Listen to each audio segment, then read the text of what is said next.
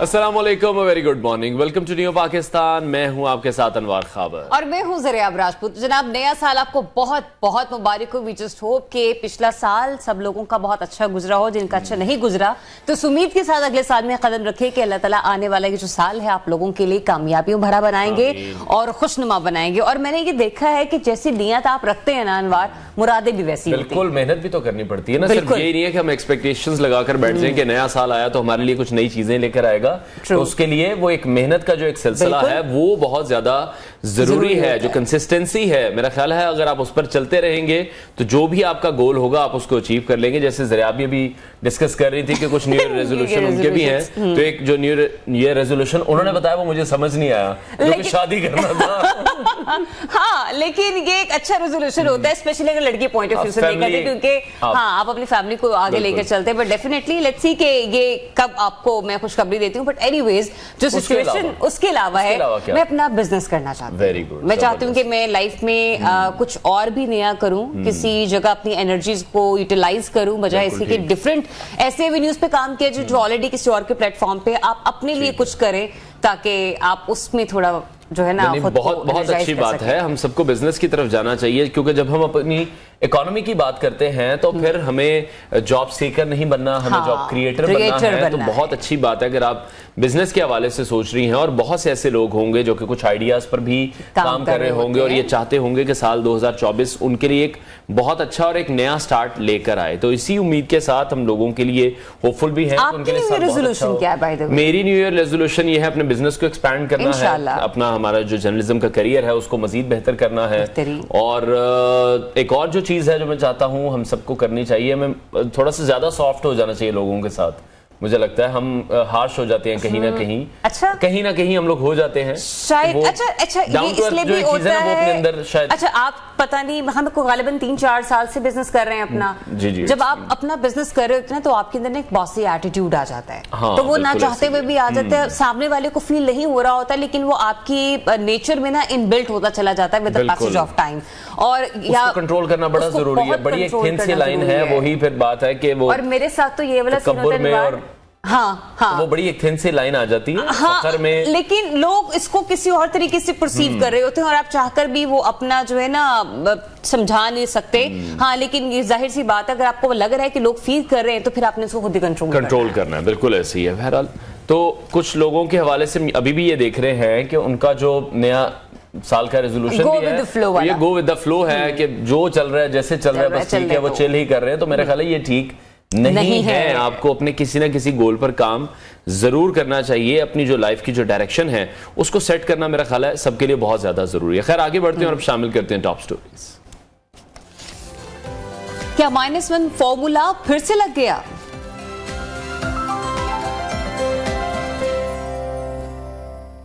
नवाज, शहबाज और मरियम तीनों ने इलेक्शन महा संभाल लिया। शाहीन फिर हार गए, हफीज नाकामी का मलबा दूसरों पर डालते रहे।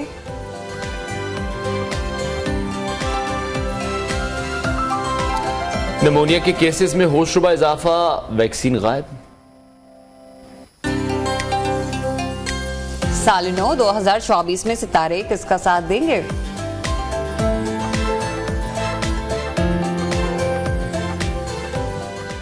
और सबसे पहले हम बात करेंगे आम इंतखाबात के हवाले से। तो पूरे ही मुल्क में हम देख रहे हैं कि कागजात नामजदगी जो पाकिस्तान तहरीक इंसाफ के रहनुमा हैं और मुतअद्दिद और भी ऐसे रहनुमा हैं जिनके कागजात नामजदगी मुस्तरद कर दिए गए हैं। लाहौर और मियाँ वाली से जहां पाकिस्तान तहरीक इंसाफ के बानी के कागजात नामजदगी मुस्तरद किए गए, वहीं vice chairman PTI Shah Mahmood Qureshi की कौमी असम्बली के 3 और सूबाई असम्बली के 1 हल्के से कागजात नामजदगी मुस्तरद किए गए हैं। और इसके साथ साथ कामे की बुनियाद पर ही अख्तर मेंगल के 2 कौमी असम्बली की नशिस्तों से कागजात नामजदगी मुस्तरद किए गए हैं। एक बड़ी ही लंबी फहरिस्त है जो कि मैं सुनाने लगा हूं अब, जिसमें फहमीदा मिर्जा हैं, जुल्फिकार मिर्जा हैं, आजम सवाती हैं, जुल्फी बुखारी हैं, उस्मान डार की वालिदा हैं, शाह महमूद कुरैशी के बेटे जैन कुरैशी हैं, उनकी बेटी मेहरबानो हैं, शेख रशीद हैं, उनके भतीजे राशिद शफीक हैं, PTI के जो साहबजादा महबूब सुल्तान हैं, सनम जावेद हैं, एजाज चौधरी हैं, डॉक्टर यास्मीन राशिद हैं, सुहेल अरफान अब्बासी हैं, जमशेद दस्ती हैं, उनकी अहलिया हैं, हम्माद अजहर हैं,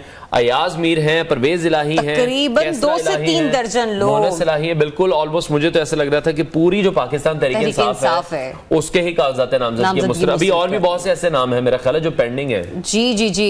और देखा जाए तो हम सिचुएशन यहाँ पर ये देख रहे हैं कि इस वक्त पाकिस्तान तहरीक इंसाफ जो है वो हमें कहीं नजर नहीं आ रही है इलेक्शंस लड़ते हुए, और इलेक्टेबल्स जो है ना वो माइनस होते हुए हमें नजर आ रहे हैं। बहरहाल पीटीआई के उम्मीदवारों को जो है इस वक्त खासी मुश्किलात का सामना है। दूसरी जानिब पाकिस्तान मुस्लिम लीग नून के कायद और साबिक वज़ीर आज़म नवाज शरीफ ये कह रहे हैं कि लोग कहते हैं कि 16 माह की हुकूमत नहीं लेनी चाहिए थी, लेकिन अगर हमने ये जिम्मेदारी ना लेते तो पाकिस्तान पर जो असरात मुरतब होते वो कोई सोच भी नहीं सकता था।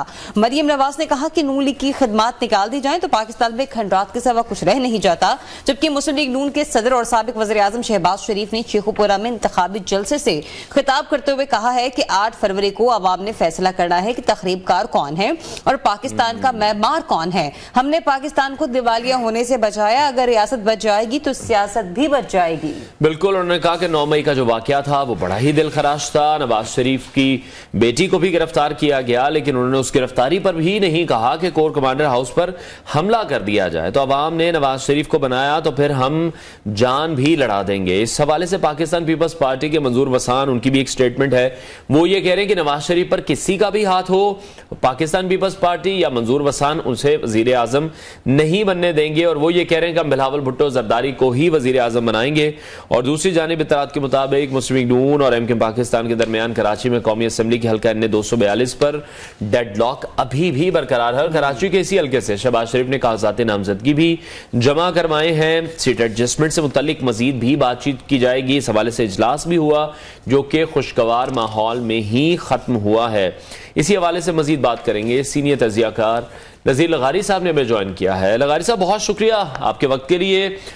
जिस तरह से हम देख रहे हैं कागजात नामजदगी मुस्तरद होने का सिलसिला जारी है। ये वाज़ेह हो गया है कि जो भी सानिया 9 मई में मुलव्विस है उन्हें किसी भी किस्म की राहत नहीं दी जाएगी, वो इलेक्शन लड़ने के लिए अहल नहीं होंगे। रियासत की तरफ से ये जो फैसला है बहुत क्लियर है।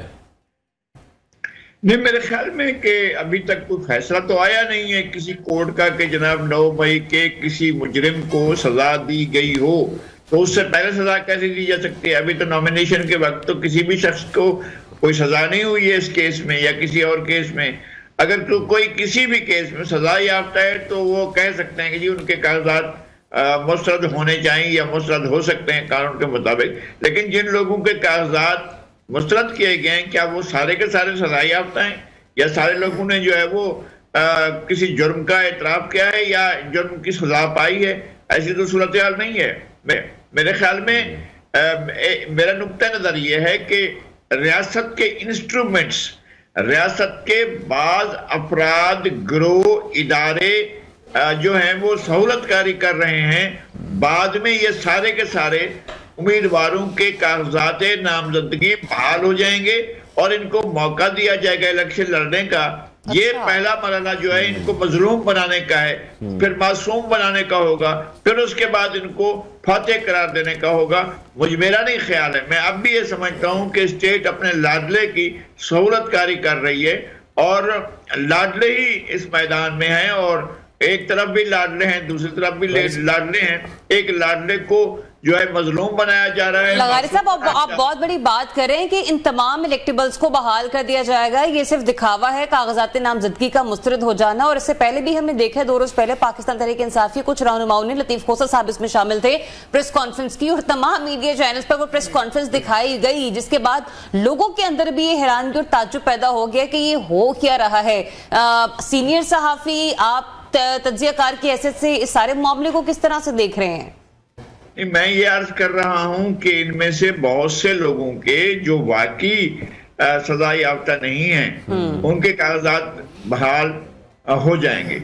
और वजह ये होगी कि जिन लोगों ने अपने कागजात को इस तरह से पुर किया होगा जिसमें आमदन गलतियां की गई होंगी, तफसीलात नहीं दी गई होंगी या उनमें खामियां छोड़ी गई होंगी, ये भी अमलन क्या हो गया, आमदन क्या होगा, सोच समझ कर क्या होगा कि ताकि कागजात मुस्तरद हों। उस वजह से जो है उनको बाहर रखने के लिए वो खुद ही तय कर रहे होंगे। लेकिन जिन लोगों के कागजात मुस्तरद किए गए बगैर किसी वजह के, उन तमाम लोगों के कागजात जो हैं वह बाकायदा उनको बहाल कर दिया जाएगा और इन्हें इलेक्शन लड़ने का पूरा मौका दिया जाएगा। मुझे ये लग रहा है क्योंकि रियासत के इंस्ट्रूमेंट्स अब तक जो सहूलतकारी करते आए हैं और इनकी पॉपुलरिटी के चूंकि 2022 के ये बिल्कुल गैर मकबूल हो गए थे, लोग इनका नाम नहीं सुनना चाहते थे।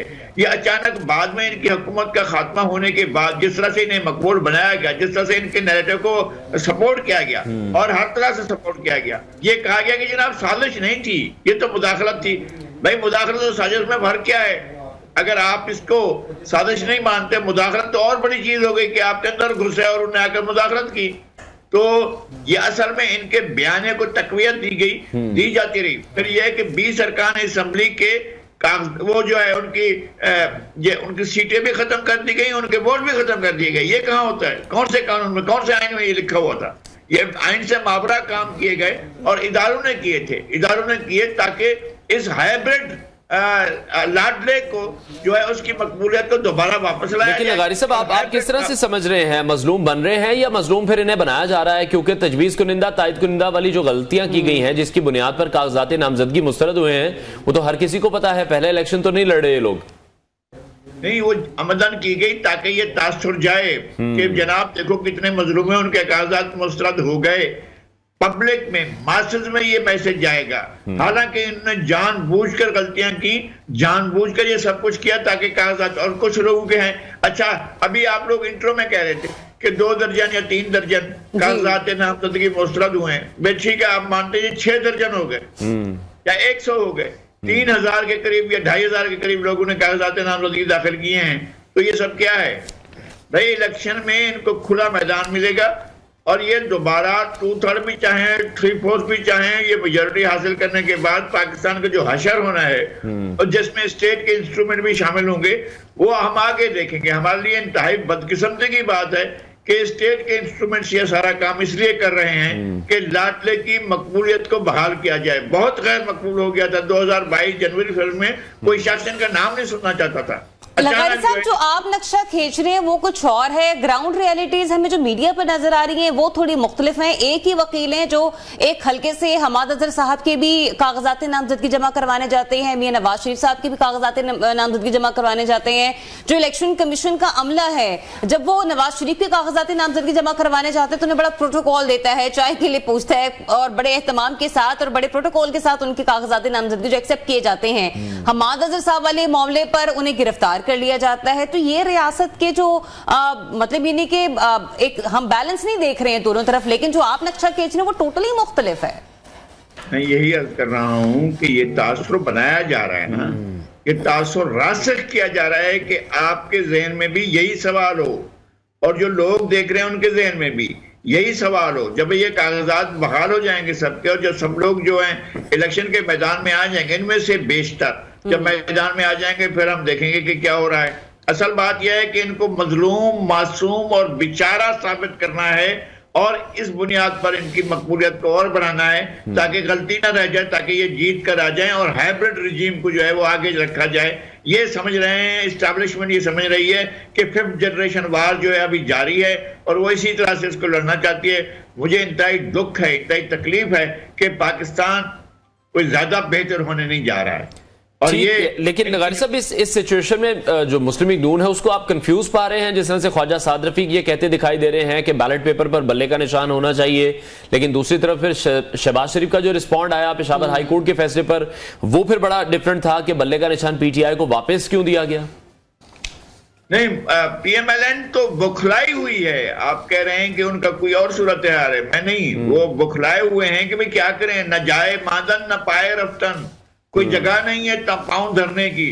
अब इनके उम्मीदवार कुछ जाएंगे तो वो लोग कहेंगे यार ये तो जालिम लोग हैं, ये तो लुटेरे लोग हैं, ये तो डाकू लोग हैं, ये तो फलां लोग हैं। ये बयाना बनाया गया, फिर इस्टेब्लिश किया गया, फिर इस बयाने में हवा डाली गई, फिर इसमें पानी डाला गया, फिर इसको पौधा बनाया गया, फिर उसको दरख्त बनाया गया और सारे का सारा पाकिस्तान के भाई पिछले अरसे तक वो लोग, आप सोच लेना, जो जिंदगी में जिनका खानदान के लोग भी कभी इस तरह नहीं हुए हैं कि जनाब डट कर आकर खड़े हो जाएं। ये कौन से लोग हैं भाई? ये अंग्रेजों के सामने ढाए गए थे, ये सिखों के सामने ढाए गए थे।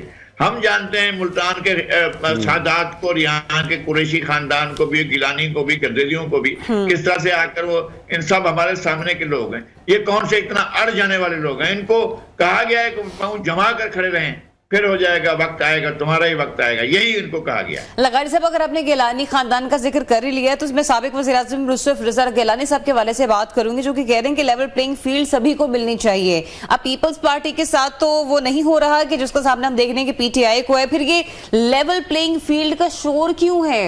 क्या वाकई मुस्लिम लीग नून पर ज्यादा मेहरबानी की जा रही है और पीपल्स पार्टी पर उस तरह से नहीं की जा रही? तासुर यही दिया गया है, तासुर यही दिया गया है कि जनाब इनका, वो चूंकि शुरू में तो मुकदमात, हम तो उस वक्त आपके सामने मुखालफत कर रहे थे, ये क्या हो रहा है भाई, कानून कहाँ चला गया, आइन कहाँ चला गया, कानून के आर्टिकल्स कहाँ चले गए, कानूनी दफात कहाँ चली गई हैं, कानूनी प्रोसेस कहाँ चला गया है, आप इस तरह से रिहा करते जा रहे हैं। हमें एतराज कर रहे थे, हम बात कर रहे हैं। एक तरफ ये तासुर दिया गया भाई ये लाडले हैं, प्यारे हैं, लाडले प्लस हैं, हमारी जान के प्यारे हैं, बहुत प्यारे हैं, लेकिन इन प्यारों के सामने असल परवरिश, साख्त और पर्दाख्त जो है वो लाडले की जा रही थी। असल लाडले, लाडला नंबर 1 की, अब लाडला नंबर अब भी वही हैं और उनके लिए कोई इशू नहीं है, इनको लेकर आएंगे और इनको इलेक्शन जितवाया जाएगा। लेकिन मंजूर वसान की जब हम स्टेटमेंट देख रहे हैं तो वो ये कह रहे हैं कि नवाज शरीफ पर तो किसी का भी हाथ होगा, वजीर आजम तो नहीं बनने देंगे, वजीर आजम तो बिलावल को ही बनाएंगे। तो क्या पीपल्स पार्टी या मंजूर वसान इतनी अहलियत, इतनी ताकत रखते हैं कि वो जो कह रहे हैं वो मनवा सकते हैं? कभी एक तरफ कह देते हैं कि लाडले नवाज शरीफ ही हैं, वजीर आजम भी वही बनेंगे, हमें सब नजर आ रहा है, हमें लेवल प्लेइंग फील्ड नहीं दी जा रही।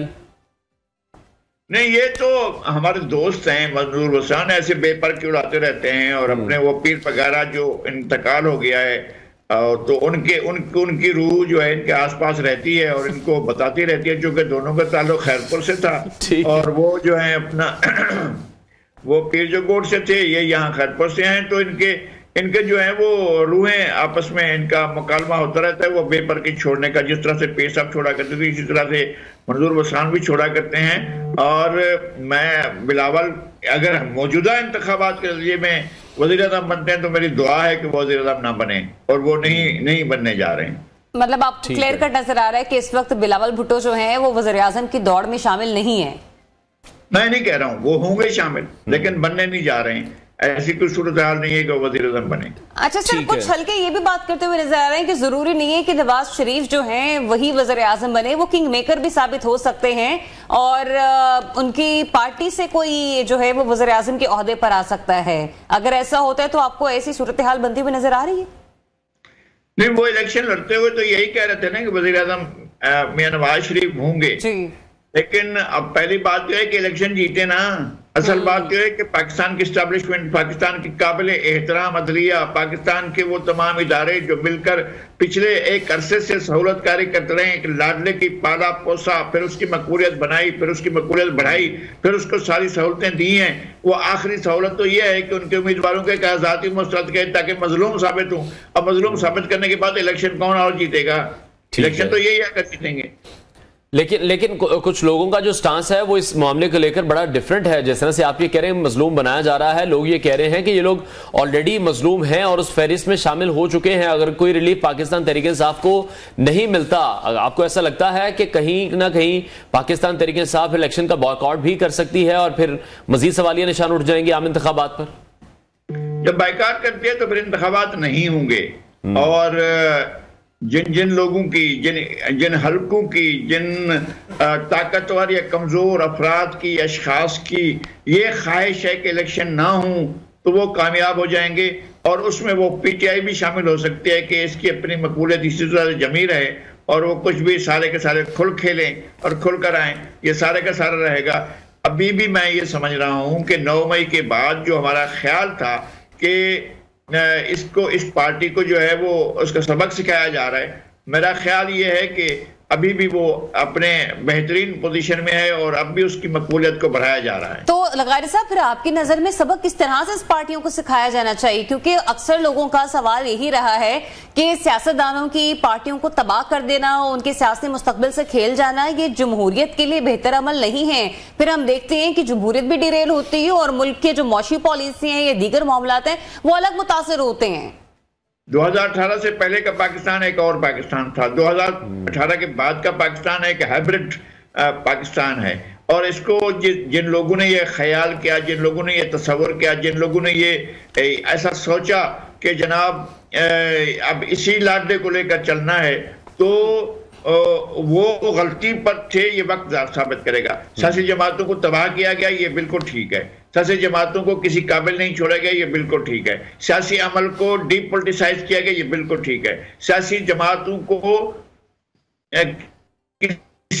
किसी भी तौर पर किसी भी अमल के लिए काबिल और उनके बाजू दस्त और पाप तोड़ कर रख दिए गए, लेकिन लाडला जो है वो अब भी लाडला है। ये है मेरा मौक़िफ़, और मैं ये कह रहा हूं कि लाडले के लिए सब कुछ हो रहा है। लेकिन लगारी साहब, आप नहीं फिर ये देख रहे हैं कि फिर सियासी जमातें इससे कुछ नहीं सीख रही हैं? पाकिस्तान पीपल्स पार्टी और पाकिस्तान मुस्लिम लीग नून की जो दूरियां एकदम हमने देखी हैं 16 माह की हुकूमत के बाद, वो शायद इसी वजह से है। बिलावल बार बार ये कहते रहे कि गेट नंबर 4 की सियासत मुस्लिम लीग नून कर रही है, हमें आदत नहीं है। इस बात पर फिर दोनों का इख्तलाफ हुआ।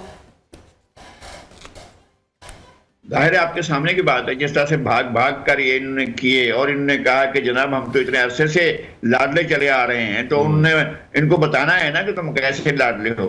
ये पाकिस्तान की एस्टैब्लिशमेंट ने इतना ज्यादा इनके बारे में जो कुछ फैलाया है, वो लोग आप कैसे सोच सकते हैं, जो लोग इन गमलों में बढ़े हुए, हमारे मीडिया के लोग यार, जिन लोगों ने इनके गमलों में परवान चढ़े हैं, जो यहाँ से जो है लोरियां सुनते रहे हैं, जो यहाँ से वो बिरयानी खाते रहे हैं, वो कैसे जाकर मुल्क से बाहर बैठकर या मुल्क के अंदर रहकर जो है इनको गालम गलोच तक उतर रहे हैं। ये इतनी आज़ादी दी गई कि जनाब जो चाहो कहो, और इसको मजलूम और इसको जो है वो साबित करो कि इसके साथ जुल्म और ज्यादती हो रही है, मासूम साबित करो। इसको सब लगे हुए मासूम साबित करने में। ठीक, अच्छा लगारी साहब, अगर हम लाहौर के हवाले से बात करें तो अभी 2 रोज पहले भी एक प्राइवेट टीवी चैनल ने एक सर्वे करवाया था, और वहां पर जो हमें इस वक्त सबसे ज्यादा मकबूलियत नजर आ रही है लाहौर के 62 हलकों से, वो पाकिस्तान तहरीक इंसाफ की नजर आ रही है, जिसके बाद दूसरे नंबर पर कहीं जाकर हमें पाकिस्तान मुस्लिम लीग नून नजर आती है। यहाँ पर आप क्या हालात देखते हैं? अगर बिलावल लाहौर के हल्के से जहां से इलेक्शन लड़ने का कह रहे हैं, वहां पर नवाज शरीफ के सामने अगर बिलावल हैं, तो इन दोनों में हल्के में से कौन जीतेगा? या फिर अगर पाकिस्तान तहरीक इंसाफ का कोई भी कैंडिडेट वहां से जीता है, तो आप सिचुएशन क्या देख रहे हैं? नहीं, मैं और बात कह रहा हूं कि मैं इन सर्वेस को नहीं मानता। मैं 50-55 साल से मैं सर्वेस देखता रहा हूं। फ्रॉड है मुल्क के साथ, सबसे बड़ा फ्रॉड हमारे मुल्क के सर्वे होते हैं। कहीं ऐसी सूरत हाल नहीं होती है, जो कोई ये दिखाते हैं वो बिल्कुल नहीं होता है, और हमेशा गलत साबित हुए हैं। ये सारे के सारे सर्वे जो होते हैं, ये धोखाधड़ी होती है और मुल्क के साथ फ्रॉड होता है। लेकिन लगारी साहब, अभी वो जो एक पुरानी हम देखते थे एक रीत होती थी बिरयानी के हवाले से, कीमे वाले नानों के हवाले से, उस पर इलेक्शन लड़े जाते थे, जीते जाते थे। अब तो वो ट्रेंड वो भी बदल चुका है। अब तो लोग 1 to 5 की ऑफर्स कर रहे हैं। वो सब कुछ होगा, कर रहे होंगे, ऑफर भी हो रही होगी, लेकिन लोगों के जहन को एक जगह पर लाया गया है बाकायदा। भाई इसके ऊपर दुनिया भर में काम होते हैं। ये क्या हो रहा था बाहर अरब, जब बाप ज़ैनुल आबिदीन जो है वो 1 हफ्ते के अंदर मुल्क छोड़कर चला गया था। ये क्या हो गया था कि हुस्नी मुबारक इक़्तिदार ढह गया था। ये क्या हो गया था कि कर्नल कज़ाफ़ी को जो है बाकायदा फिजिकली पीटते पीटते मार दिया गया, और हिलेरी क्लिंटन ने कहा we came, we saw and we eliminated. और भाई ये आप क्या समझते हैं कि खेल ऐसे ही होता है, जो यहाँ पर हम लोग बैठकर आपस में एक दूसरे के साथ बात कर रहे होते हैं, ये खेल हो रहा होता है? खेल के पीछे एक और खेल होता है, मंजर के पीछे एक और मंजर होता है। सरे आईना में रक्त है, पसे आईना कोई और है। ठीक है। और अभी जो नवाज शरीफ की स्टेटमेंट है 16 महीने की हुकूमत को लेकर, उसको आप किस तरह से देख रहे हैं? पहले हमने देखा कि जब जरदारी साहब कहते थे कि 16 माह की हुकूमत ले लेनी चाहिए, नवाज शरीफ हमें काफी उसके अगेंस्ट दिखाई देते थे, और आज जो उनकी स्टेटमेंट है वो काफी हमें तब्दील दिखाई दे रही है। वो कह रहे हैं कि अगर हम ये 16 माह की हुकूमत ना लेते तो फिर मुल्क पता नहीं किस हाल में खड़ा होता। मोहम्मद जुबैर भी ये कहते हुए हमें नजर आए हैं कि 16 माह की जो हुकूमत थी वो इतनी अच्छी नहीं रही है, और उसमें हमने देखा कि फिर जो महंगाई थी वो 35% पर चली गई। इसका हिसाब इमरान खान दें, तो सर ये पीडीएम की गवर्नमेंट नहीं थी लगारी साहब? नहीं, पीडीएम की हुकूमत तो थी, लेकिन इस सारी बर्बादी की बुनियाद जो है वो पीटीआई ने रखी थी, और उस बर्बादी को रिपीट किया जाएगा। और असल बात यह है कि खुदा न खास्ता जो बात कह दी थी लाडले ने अपने वजीर आजम के मनसब से हटने से पहले, पिशावर में ये बात कह दी थी कि पाकिस्तान को टुकड़े टुकड़े करने का मनसूबा बनाया गया है। मेरे मुंह में खाक, ऐसा वक्त ना आए, और अल्लाह करे कि हमें वो दिन देखने को नसीब ना हो। हमने देखा है मुल्क को टूटते हुए, और जिस तरह से ये मुल्क को ले जाया जा रहा है, मुझे समझ में नहीं आ रहा है कि ये क्या, जिन लोगों ने, वो एक पेज पर नहीं है, लोग सारे के सारे लोग अफरा तफरी हो चुकी है। इदारों में भी इस तरह की चीजें मौजूद हैं। आप आवाजें सुनते रहते हैं, आपको आवाजें आती रहती हैं, हमें भी आवाजें आती रहती हैं कि किस तरह से आवाजें आए और किस तरह से जो है वो, यार आपके सामने है ना एक काबिल एहतराम चीफ जस्टिस अपनी सास और अपनी अहलिया की वजह से जो है वो एक पूरी उन्होंने पूरी वो कर दिया था, फैसलों की एक बहार लेकर आए। ठीक है, बहुत शुक्रिया सीनियर तजियाकार नजील गारी साहब, हमारे साथ इन कॉन्वर्सेशन थे। देख लेते हैं ब्रेक के बाद आपको दोबारा ज्वाइन करें। Stay tuned New Pakistan.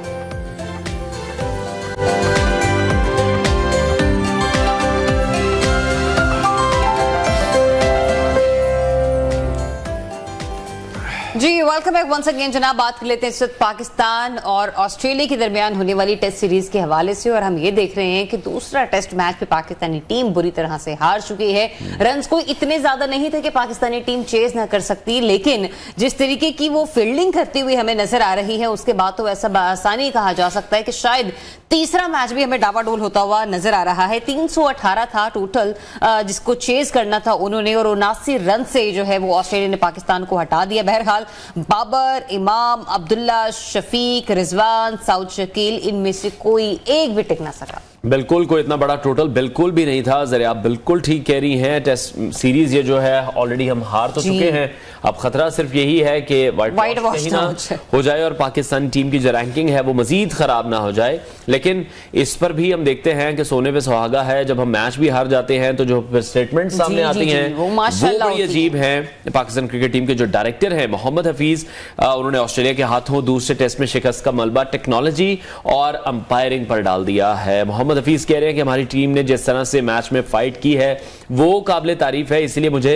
Pakistani team पर फख्र है। और ये भी वो कहते हैं कहीं ना कहीं दिखाई दिए कि हमने ऑस्ट्रेलिया से बेहतर खेला है, तो बेहतर खेलकर कैसे हारते हैं ये हमने पहली बार देखा है। और इस पर पैट कमिंस जब आए, उन्होंने साफियों ने जब उनसे भी सवाल किया तो बड़ी अजीब सी हंसी थी उनकी भी कि ये मोहम्मद हफीज क्या कह गए हैं। तो मजमूई तौर पर हफीज ने ये कहा कि पाकिस्तान ने ऑस्ट्रेलिया से अच्छा खेले होते तो फिर ऑब्वियसली जीते भी होते, और फिर साथ ही साथ जो फील्डिंग की हम गलतियों की बात कर रहे हैं उसका खुमियाजा भुगता है पाकिस्तानी टीम ने। और उसमें अब यही देख रहे हैं कि दोनों इनिंग्स में एक ही अंदाज में जिस तरह से कैचेस छोड़े गए, एक ही अंदाज में पाकिस्तानी बैटर्स आउट भी हो रहे हैं। खासतौर पर बाबर आजम की बात की जा रही है, उनकी बैटिंग टेक्निक पर सवालात उठ रहे हैं। हालांकि अपने एरा के वो बड़े क्लास के प्लेयर हैं, टेक्निक बड़ी अच्छी टेक्निक के साथ खेलते हैं। मार्क बड़ा लगता है कि आप अपनी मर्जी से चाहें तो किसी के बारे में आप अच्छे अल्फाज भी बोल दें, आप अपनी मर्जी से चाहें तो दूसरे को उसी तनकीद का निशाना भी बना दें।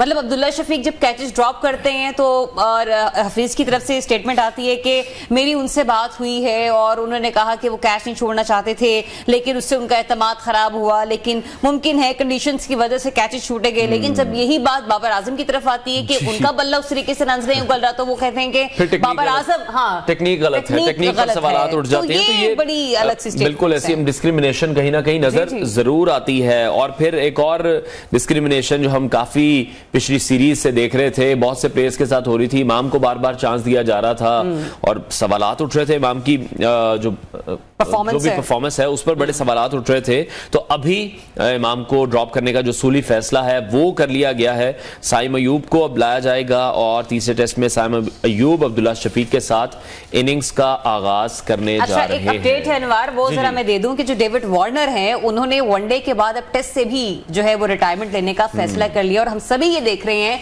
स्पेशली क्रिकेट के टेस्ट के बाद उन्होंने टेस्ट से किया और अब हालांकि ये बड़ी समझ से बाहर कुछ चीजें होती हैं। मेरा ख्याल है हमारी टीम में इस तरह की हमें वो चीजें नहीं दिखाई देती। अब अपने करियर के पीक पर है इस वक्त, और जब भी कोई प्लेयर अपने करियर के पीक पर होता है तो उसको होता है कि वो थोड़ा सा मजीद खेल ले। तो ये वार्नर का डिसीजन क्यों है, कैसे है, इन सब पर हम बात करते हैं। स्पोर्ट्स एनालिस्ट हसनैन लियाकत ने हमें ज्वाइन किया है। हसनैन बहुत शुक्रिया आपके वक्त के लिए। सबसे पहले इसी से स्टार्ट कर लेते हैं, आपको क्या लग रहा है उनके इस डिसीजन से? अपने करियर के पीक पर हैं वो, पहले उन्होंने टेस्ट मैचेस से भी अब किनारा कश हो गए, फिर अब वो वनडे को भी खैर बात कह रहे हैं। कैसा लग रहा है आपको उनका ये फैसला? सबसे पहले आपको भी और आपको भी हैप्पी न्यू ईयर। देखिए, अगर वार्नर की बात की जाए तो वार्नर हमें तो लगता है कि वो अपने कैरियर की पीक में थे, ठीक है, लेकिन अगर आप वार्नर को करीब से देखें और वार्नर को फॉलो करें पिछले कुछ 1-1.5 साल की मैं बात कर रहा हूं, तो वार्नर बड़ी खराब फॉर्म में थे।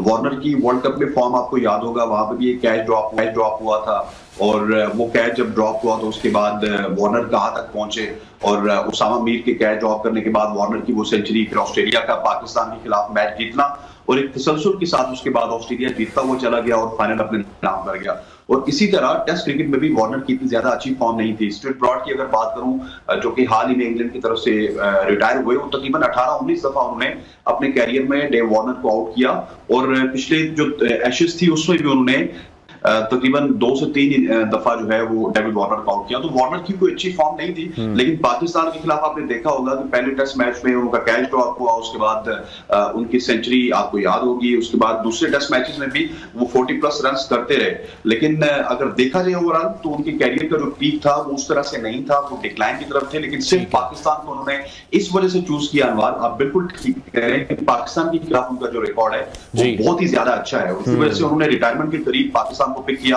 और वो अभी सेंचुरीज भी लगा रहे हैं और 40s और 50s भी लगा रहे हैं। सही। अच्छा, जरा अब आ जाते हैं पाकिस्तानी टीम की कारकर्दगी पर, लेकिन जिस तरीके से मोहम्मद हफीज उसे जस्टिफाई करते हुए नजर आ रहे हैं, वो भी एक जो है ना हम लोगों के लिए बड़ी सोचने वाली बात है। वो ये कह रहे हैं कि एम्पायरिंग की वजह से कुछ गलतियां हुई, टेस्ट मैच हम लोग इसलिए हारे, कुछ टेक्निकलिटीज थी, वहां पर अगर चीजें हो जाती तो हम लोग मैच ना हारते। ये कैचेस जो थे वो क्या वो एम्पायर छोड़ रहे थे या प्लेयर्स छोड़ रहे थे?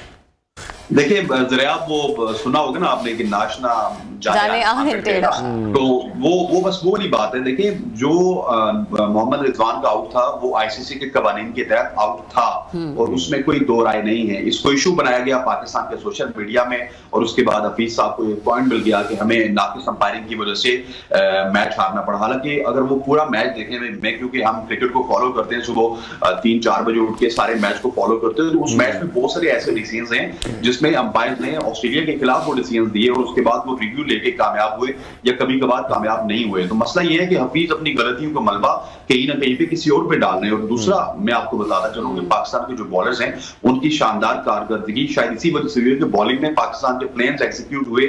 उमर गुल हमें काम करते हुए नजर आए, फिर सईद अजमल का तो चले अभी तक इतना रोल नहीं है, वो शायद आगे अगले टेस्ट मैच में आपको नजर आए। लेकिन हफीज का जो रोल है वो मुझे अपने रोल में काफी हद तक नाकाम नजर आए। देखिए जो आपका बैटिंग कोच होता है या फिर हेड कोच होता है, उसका काम यही होता है कि बैटिंग के वक्त वो तमाम तर प्लेन्स को मुरतब करता है। प्लेन ए होता है, प्लेन बी होता है, प्लेन सी होता है। लेकिन अनफॉर्चुनेटली जिस तरह आप दोनों इंट्रो में बता रहे थे कि पाकिस्तान के लिए ये सुनहरी मौका था, और ये सुनहरी मौका पाकिस्तान कैपिटलाइज नहीं कर सका। उसकी वजह यही है कि आपकी मैनेजमेंट ने कुछ प्लेन नहीं किए थे, क्योंकि कप्तान शान मसूद ने बड़ी शानदार कप्तानी की, और कप्तानी का मेरे हिसाब से जो मेरा पॉइंट ऑफ व्यू है कि आपको बॉलिंग के वक्त पता चलता है कि कप्तान अपनी बॉलिंग चेंजेस किस तरह करता है, अपने फील्ड चेंजेस किस तरह करता है, अपने प्लान्स को एग्जीक्यूट किस तरह करता है। लेकिन जो मैनेजमेंट है उसका हमें बैटिंग के वक्त पता चलता है कि उसके जो प्लान्स हैं वो एग्जीक्यूट हो रहे हैं या नहीं हो रहे। जिस तरह आपने इंट्रो में बताया ना कि हम बहुत करीब थे जीत के, और मेरे हिसाब से जो बड़ी टीम्स है ऑस्ट्रेलिया जैसी, इंग्लैंड और इंडिया जैसी टीम्स हैं, ये आपको एक ही दफा मौका देती हैं। और अब मुझे लगता है कि सिटी में शायद वो आपको मौका ना दें, और सिटी में इतना आसानी से आप टेस्ट मैच जीत तो क्या शायद ड्रॉ भी ना कर सकें।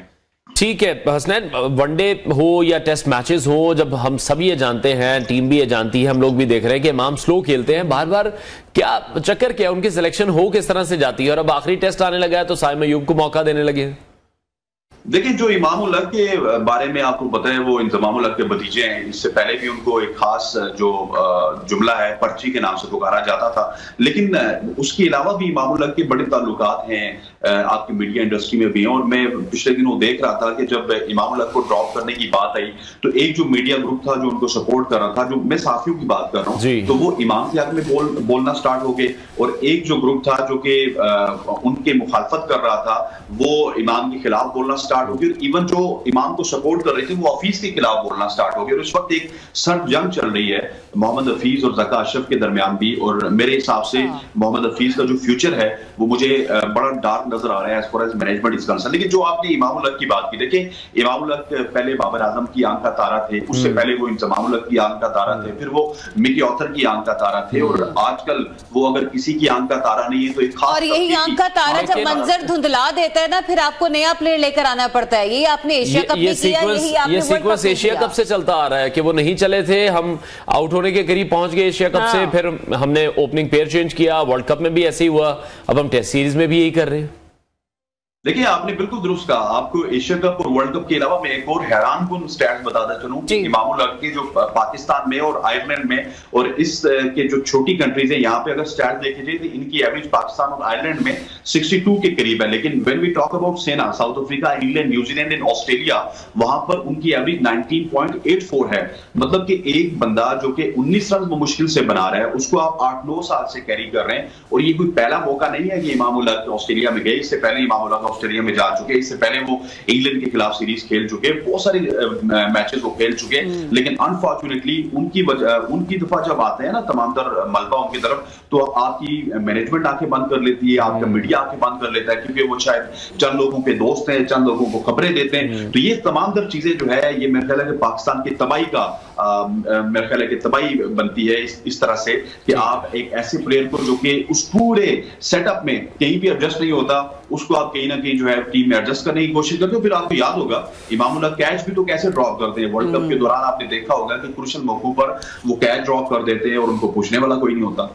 अच्छा, लेकिन जहां पे कैचेस ड्रॉप हो रहे हैं वहीं पर हम ये भी देख रहे हैं कि जो एक्स्ट्रा रन्स पड़ रहे हैं हमें, वो हमारे लिए सिचुएशन को बड़ा टफ कर देते हैं। मतलब टोटल तो है ही सो है जो हमारे पास 50-60 रन तो हम ऐसे ही सामने वाली टीम को ना तोहफे में रख कर दे देते हैं कि भैया ये लो और इस्तेमाल कर लो। यहाँ पर कोचेस जो हैं वो सिचुएशन को मॉनिटर अच्छे तरीके से क्यों नहीं कर पा रहे हैं, क्यों नहीं लोगों की काउंसलिंग की जा रही कि आप लोगों ने क्या टेक्निक यूज करनी है, अपनी फील्डिंग किस बेहतर अंदाज में करनी है भाई? देखिए दो चीजें हैं जरा आप, एक तो हमने मेलबर्न की तारीख में सबसे ज्यादा एक्स्ट्रा रन दिए, 52 एक्स्ट्रा रन दिए, और पहली इनिंग्स में अगर 52 एक्स्ट्रा रन ना होते तो हमारा जो खसारा है वो 2 रन का होता।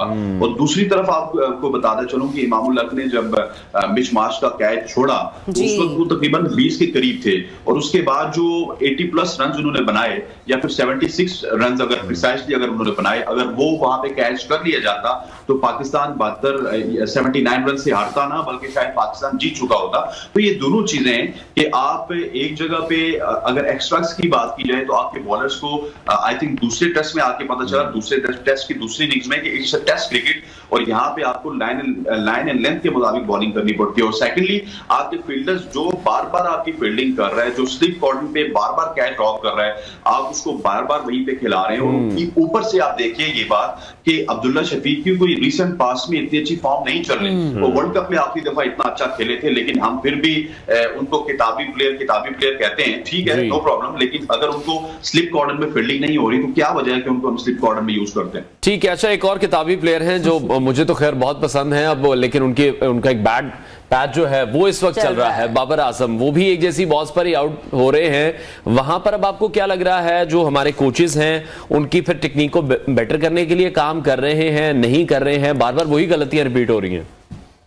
देखिए बाबर आजम के हवाले से ना आप उनको बैड पैच कहते हैं, लेकिन मैं इसको बैड पैच नहीं कहता। बाबर आजम हर दिन रन बनाते हैं, 20-25 रन बनाते हैं, 40 रन बनाते हैं, उसके बाद आउट हो जाते हैं। बाबर आजम की इसमें अपनी गलतियां हैं। बाबर आजम को हमने शायद वक्त से पहले किंग बना दिया, या वक्त से पहले विराट कोहली के साथ कंपेयर करके थोड़ा सा ज्यादती की है। उसकी रीजन ये है कि बाबर आजम ने आपने देखा होगा पिछले दिनों बाबर आजम जब वर्ल्ड कप से पहले हसनैन से एक बार फिर से राब्ता कायम करने की कोशिश है, और हम देख रहे हैं कि जिस तरह से पाकिस्तानी टीम ने फील्डिंग की है, एक्स्ट्रा रन दिए हैं, उसका खुमियाजा फिर हम सबको ही भुगतना पड़ रहा है, क्योंकि अगर इतने एक्स्ट्रा रन पाकिस्तानी टीम ने ना दिए होते तो शायद ये मैच हम बासानी जरूर जीत जाते। जिस तरह से कैचेस भी छोड़े गए हैं, और फिर हम अगर अपने बैट्समैन की भी बात कर रहे हैं, जहां बाबर आजम है, अब्दुल्ला शफीक है, मोहम्मद रिजवान है, कोई भी प्लेयर उस तरह से टेक कर नहीं चल सका है कि वो पाकिस्तानी टीम को फतह दिला सके। लेकिन अब एक नई एंट्री हुई है साइम अयूब के हवाले से अनवार, और बड़े एग्रेसिव प्लेयर वो हमें नजर आ रहे हैं, जहां पर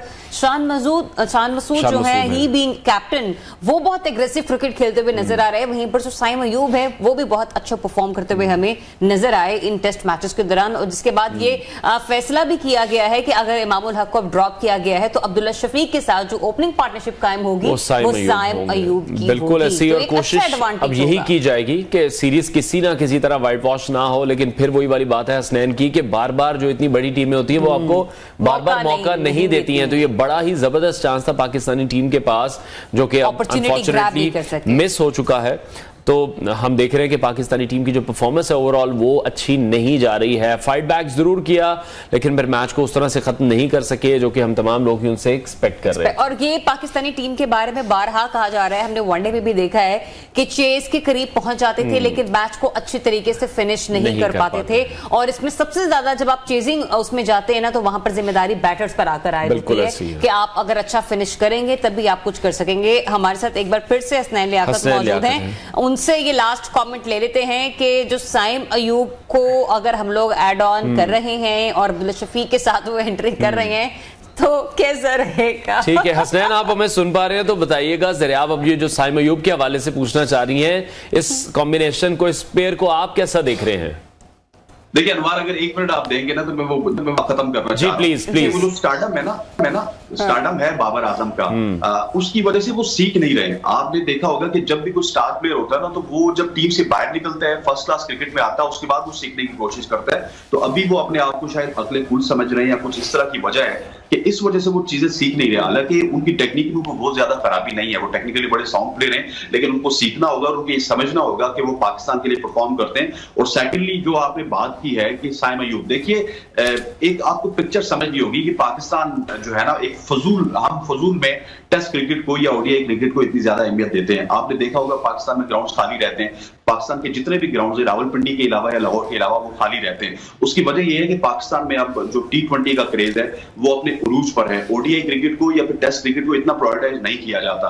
अब साइम अयूब की जो बात आपने किया और वो जरा जिस तरह हंसी थी, मुझे पता है क्योंकि वो एक T20 के प्लेयर हैं और T20 के प्लेयर को आप टेस्ट क्रिकेट किस तरह खिलाएंगे। और इवन ऑस्ट्रेलियंस, माइटी ऑस्ट्रेलियंस के खिलाफ डेब्यू करवाना मेरे हिसाब से ये किसी भी तरह से अकलमंदी नहीं है। मैं समझता हूं कि जिस तरह आपने इमामुल्लाह के पहले 2 टेस्ट मैचेस में चांस दिया, आप इस मैच में भी चांस दें, ठीक है। अगर वो परफॉर्म नहीं करते उनको डोमेस्टिक में भेज दें। हमारे यहाँ होता ये है कि एक मैच में बंदा परफॉर्म नहीं करता, हम उसको सेव करने के लिए साइड पे बैठा देते हैं, फिर 2 मैचेस को खिलाते नहीं है, अगला प्लेयर भी परफॉर्म नहीं करता तो वो वापस सिस्टम का हिस्सा बन जाता है। तो ये जो इमामुल्लाह के इस तरह के प्लेयर्स हैं जो कि कंप्लीटली फेल हो रहे हैं, इवन मतलब एक तरीके से इमामुल हक को जो है वो बचाने की कोशिश की जा रही है, स्ट्रेटेजी को इस तरीके से यूटिलाइज किया जा रहा है। जी हाँ, ऐसे ही होता है कि आपका एक प्लेयर जब परफॉर्म नहीं कर रहा होता तो उसको आप बाहर कर देते हैं और मीडिया की नजरों से दूर कर देते हैं और आउट ऑफ नोवेयर उसको ले आते हैं। आप नवाज की मिसाल देख लेना, नवाज कितना जो है वो अच्छा परफॉर्म करते रहे। नवाज मेरे ख्याल है कि वर्ल्ड कप में सबसे वर्स्टिंग बॉलर थे along side with Shadab Khan, लेकिन आउट ऑफ नोवेयर नवाज इस वक्त ऑस्ट्रेलिया में भी मौजूद है। तो बहुत सारे प्लेयर्स हैं जिनको हमारी जो पीसीबी मैनेजमेंट है वो सेव करने की कोशिश करती है और इसी वजह से 1-2 मैचेस के बाद उनको ड्रॉप करके बाहर बैठा दिया जाता है, किसी नए ब्लड को ट्राई किया जाता है। मैं आपको एज ए क्रिकेट एनालिस्ट बता देता हूं कि मुझे कोई ज्यादा उम्मीदें नहीं है साइम अयूब से कि वो ऑस्ट्रेलिया में कुछ परफॉर्म करेंगे, क्योंकि ऑस्ट्रेलियन बॉलिंग हो, ऑस्ट्रेलियन पिचेस हो, ऑस्ट्रेलियन कंडीशंस हो और वहां पे एक लड़का डेब्यू करे तो इट्स क्वाइट इम्पॉसिबल कि वहां पे जाके वो परफॉर्म करे। फिर जब वो बेचारा परफॉर्म नहीं करेगा, ऑलरेडी वो T20 में आगे पीछे डेब्यू कर चुका है, वो इस तरह परफॉर्म नहीं कर सका, तो वो क्या पाकिस्तान टीम का जो फ्यूचर प्लान्स हैं उनमें शामिल रहेगा नहीं रहेगा। यहाँ पे आपने हारिस की मिसाल देखी होगी जिनका ताल्लुक पेशावर जल्मी से था, वो फिर पाकिस्तान टीम में आए, उसके बाद आउट ऑफ नोवेयर उनको ड्रॉप करके आजम खान को हम ले आए। तो ये पाकिस्तान है, यहाँ पर टैलेंट को इसी तरह जाया किया। लेकिन इसी तरह की जो रिस्क है, इसी तरह की एक्सपेरिमेंट है, सिर्फ टीम पाकिस्तान ही कर सकती है। लेकिन वो जो गिदड़ सिंगी है ना, वो हम जानने की कोशिश कर रहे हैं कि टीम में अपनी जगह बनाए रखना बिना परफॉर्मेंस के वो किस तरह से मुमकिन है। वो मेरा ख्याल है बहुत से लड़के सीखना चाहते होंगे, जानना चाहते होंगे। ये देखिए, ये हर जमाने में ना ये डिफरेंट गिदड़ सिंगी होती है। आज से 3-4 साल पहले सिर्फ इसका एक ही जो है हल था कि आप बाबर आजम के बड़े करीब हैं, रिजवान या शाहीन अफरीदी के करीब हैं, तो आप टीम में जगह बना सकते हैं। आजकल के सिनेरियो में आप अगर ज़का अशरफ के करीब है और आप मोहम्मद हफीज को यस सर कहने वाले प्लेयर हैं, तो आप टीम में जगह बनाने की पूरी सलाहियत रखते हैं, क्योंकि पाकिस्तान में टैलेंट को कभी नहीं देखा जाता।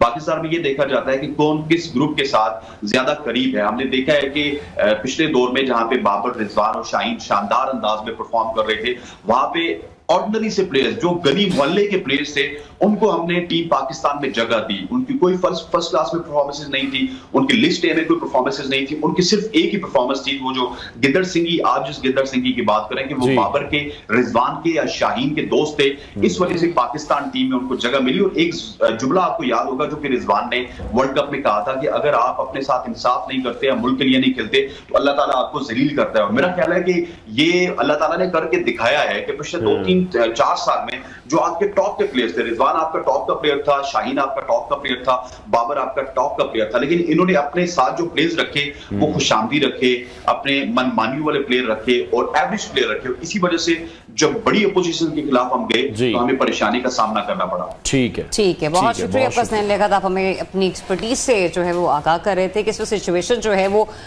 हमारी जो टेस्ट मैचेस क्या चल रही है। और साइम अयूब के हवाले से भी जब हम लोग बात करें अनवार, तो कह यही रहे हैं कि वो ऐड तो कर लिए गए हैं लेकिन हमें उसके खातिर का जो रिजल्ट्स हैं वो नहीं मिलेंगे। डिसीजन तो ले लिया गया है, अब देखना है कि वो किस तरह का परफॉर्म करते हैं। और फिर हसनैन वाली बात ही है कि इमाम को ही ये पूरी सीरीज खिलाते हैं और फिर इमाम के हवाले से ही कोई फैसला लिया जाता और फिर एक प्लेयर को ऐड किया जाता। तो अभी फिर से एक चांस शायद इमाम को दोबारा से भी मिल सकता है। अब साइम अयूब किस तरह का परफॉर्म करते हैं और जो पूरी पाकिस्तानी टीम है वो अब तीसरे टेस्ट मैच को किस तरह से लेके चलती है, क्योंकि व्हाइट वॉश से बचना इंतहाई जरूरी है। ऑस्ट्रेलिया में मेरा ख्याल है सीरीज जीते हमें साल कई अरसे गुजर चुके हैं, वो सदियों वाला। और ये जो व्हाइट वॉश से बचने वाला बॉबला है ना, वो इसलिए भी बहुत जरूरी है, इससे टीम का मोराल बड़ा डाउन हो जाता है। बिल्कुल वो लोग जिन्होंने अभी डेब्यू किया है, जाहिर सी बात है कि टीम की परफॉर्मेंस अच्छी नहीं होगी तो कहीं ना कहीं उन्हें भी टीम पॉइंट ऑफ व्यू से खासा सफर करना पड़ेगा। तो ये सिचुएशन जो है वो अभी खासी हमें लचती हुई नजर आ रही है। बहरहाल अभी इस वक्त आप लोगों के लिए एक ब्रेकिंग न्यूज है जो कि एक अच्छी पॉजिटिव न्यूज है। नए साल है, नया रुझान है कारोबार का, और हम यहाँ पर ये देख रहे हैं कि पाकिस्तान स्टॉक मार्केट में जबरदस्त तेजी का रुझान जो है वो हमें नजर आ रहा है। ट्रेडिंग के दौरान के इंडेक्स में 1056 पॉइंट्स का इजाफा हुआ है, जबकि 63,507 पॉइंट पर इस वक्त ट्रेड कर रहा है। तो ये एक अच्छी अपडेट है साल 9 के आगाज पर, और स्टॉक मार्केट में जबरदस्त तेजी का रुझान देखने में आ रहा है। ट्रेडिंग के दौरान 1056 पॉइंट्स का इजाफा भी हुआ है, जबरदस्त तेजी है। और पिछले कुछ दिन से हम देख रहे हैं कि KSE 100 इंडेक्स 63,000 की सतह को भी अबूर कर गया था। गुज़श्ता बरस के आखिरी कारोबार दिन भी मार्केट 62,457 रही है। पाकिस्तान स्टॉक मार्केट में इस वक्त जबरदस्त तेजी का रुझान है। हमारे कॉरेस्पॉन्डेंट काशिफ मुनीर हमें मजीद अपडेट करेंगे। जी काशिफ। देखिए जी, नया साल का पहला दिन है और पाकिस्तान स्टॉक मार्केट में जबरदस्त तेजी देखी जा रही है। पाकिस्तान स्टॉक मार्केट का जब आज आगाज हुआ तो मार्केट का आगाज 245 पॉइंट के इजाफे से हुआ और उसका जो है मार्केट ने आज उम्मीद ही की जा रही थी 1 जनवरी में मार्केट तेजी देखी जाएगी, तहम आज मार्केट में अब तक जबरदस्त तेजी देखी जा रही है। और इसका 100 इंडेक्स जो है वो 1000 पॉइंट से ज्यादा का अब तक मार्केट में इजाफा हो गया है। KSE 100 इंडेक्स जो है वो 63,000 की सतह भी अबूर कर गया और इसका 63,507 पर ट्रेड हो रहा है। गुज़श्ता साल का जो आखिरी दिन था उसमें कारोबारी आखिरी दिन में 62,451 पर मार्केट बंद हुई थी। जो हम कह सकते हैं कि पिछला हफ्ता यानी गुज़श्ता साल का आखिरी हफ्ता और नए दिन के आगाज में पाकिस्तान स्टॉक मार्केट में जबरदस्त तेजी देखी जा रही है और अच्छे वॉल्यूम्स देखे जा रहे हैं। बहुत शुक्रिया काशिफ मुनीर, हमें अपडेट कर रहे थे। ब्रेक लेते हैं नाज़रीन, हेडलाइंस के बाद आपको दोबारा ज्वाइन करेंगे। Stay tuned.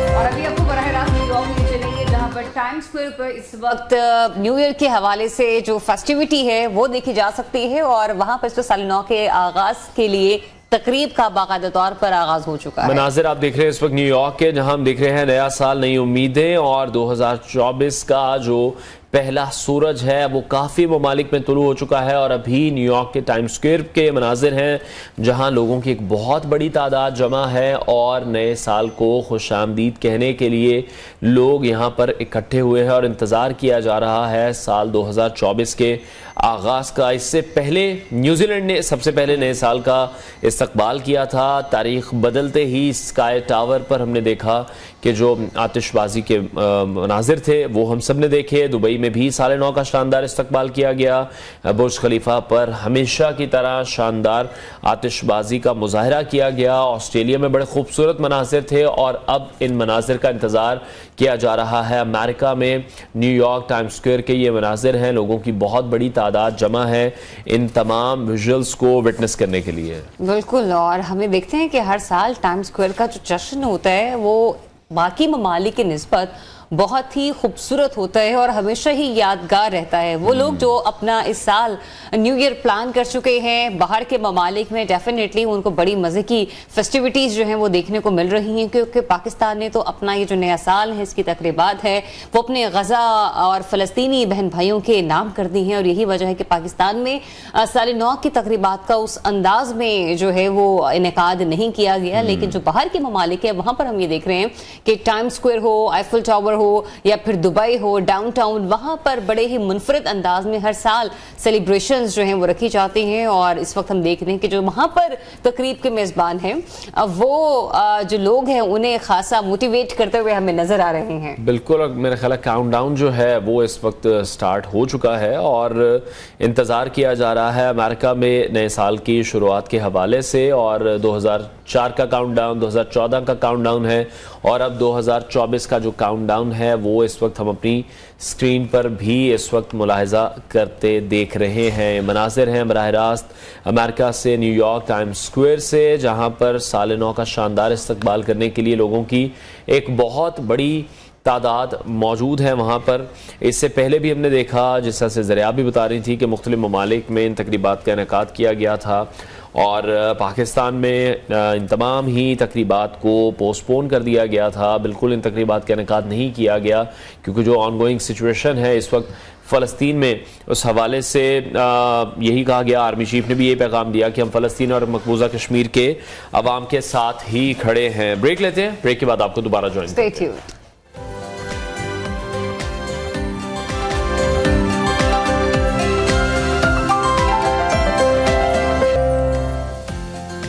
Welcome back once again, आप देख रहे हो पाकिस्तान और ये जो हमारा सेगमेंट है वो इंतहाई इंटरेस्टिंग है और इंतहाई इंपॉर्टेंट सेगमेंट है to all of you. Specially जब हम लोग बहरहाल लाहौर के हवाले से बात कर रहे थे अपने पिछले कुछ 2-3 हफ्तों के प्रोग्राम्स में, तो हम लोग कह रहे थे कि स्मोक बहुत ज्यादा है, खुश्क सर्दी इस वक्त लाहौर में बहुत ज्यादा है, जिसकी वजह से मुतादिद बीमारियां जो हैं वो जन्म ले रही हैं, जिसकी और बुखार लोगों को बहुत ज्यादा हो रहा था, लोगों को फ्लू, नज़ला, जुकाम, खांसी, इसके मसाइल बहुत ज्यादा थे। लेकिन अब सिचुएशन थोड़ी मुख्तलिफ हो चुकी है। ये मामला सिर्फ नज़ला, जुकाम, खांसी तक नहीं रहा है, ये निमोनिया की सूरत इख्तियार कर चुके हैं। और अब घर में अगर किसी एक शख्स को बुखार होता है तो बारियां शुरू हो जाती है और तमाम घर के लोगों को बड़ी तेजी से फैल रहा है। और इस हवाले से जो वैक्सीन भी है वो भी शहरियों को दस्तयाब नहीं है। तो अनफॉर्चुनेट सिचुएशन फिर तब बन जाती है जब उसका जो तोड़ है, जो तोड़ है वो फिर हमें नहीं मिल पाता। इस सूरत हाल पर जो मेडिकल स्टोर मालिकान हैं वो ये कह रहे हैं कि लोग निमोनिया वैक्सीन लेने आ रहे हैं लेकिन उसकी सप्लाई नहीं आ रही है। और जब सप्लाई नहीं आती है या सप्लाई किसी तरह से रोक दी जाती है, शॉर्ट कर दी जाती है, तो फिर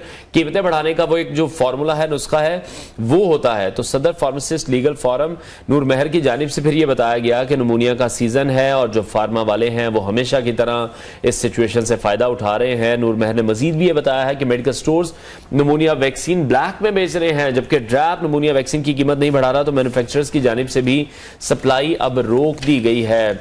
तो क्या सिचुएशन इस वक्त डेवलप हो रही है, किन मसाइल का लोगों को सामना करना पड़ रहा है? बीमारी तो है ही है, दूसरी तरफ इलाज जो है वो उन्हें नहीं मिल रहा। सदर फार्मासिस्ट लीगल फोरम नूर महर ने हमें इस वक्त स्टूडियोज में ज्वाइन किया है, उनसे इस हवाले से मजीद बात करेंगे। सर, बहुत शुक्रिया आपके वक्त के लिए। हमने हमेशा से ये देखा है, डेंगू हो, कोरोना हो या कोई भी एक ऐसी आफत अगर आ जाती है, अब इसको आफत ही कहेंगे, निमोनिया भी अब हम देख रहे हैं कि एक फर्ज से फिर घर के तमाम अफराद को लग रहा है। बीमारी को आफत ना हम लोग खुद बना रहे हैं, मैं वही कह रहा हूं, फिर हम बना देते हैं, नहीं कर रहे हैं मार्केट में। जो भी अद्वियात फिर इस्तेमाल होती हैं वो क्यों शॉर्ट हो जाती हैं?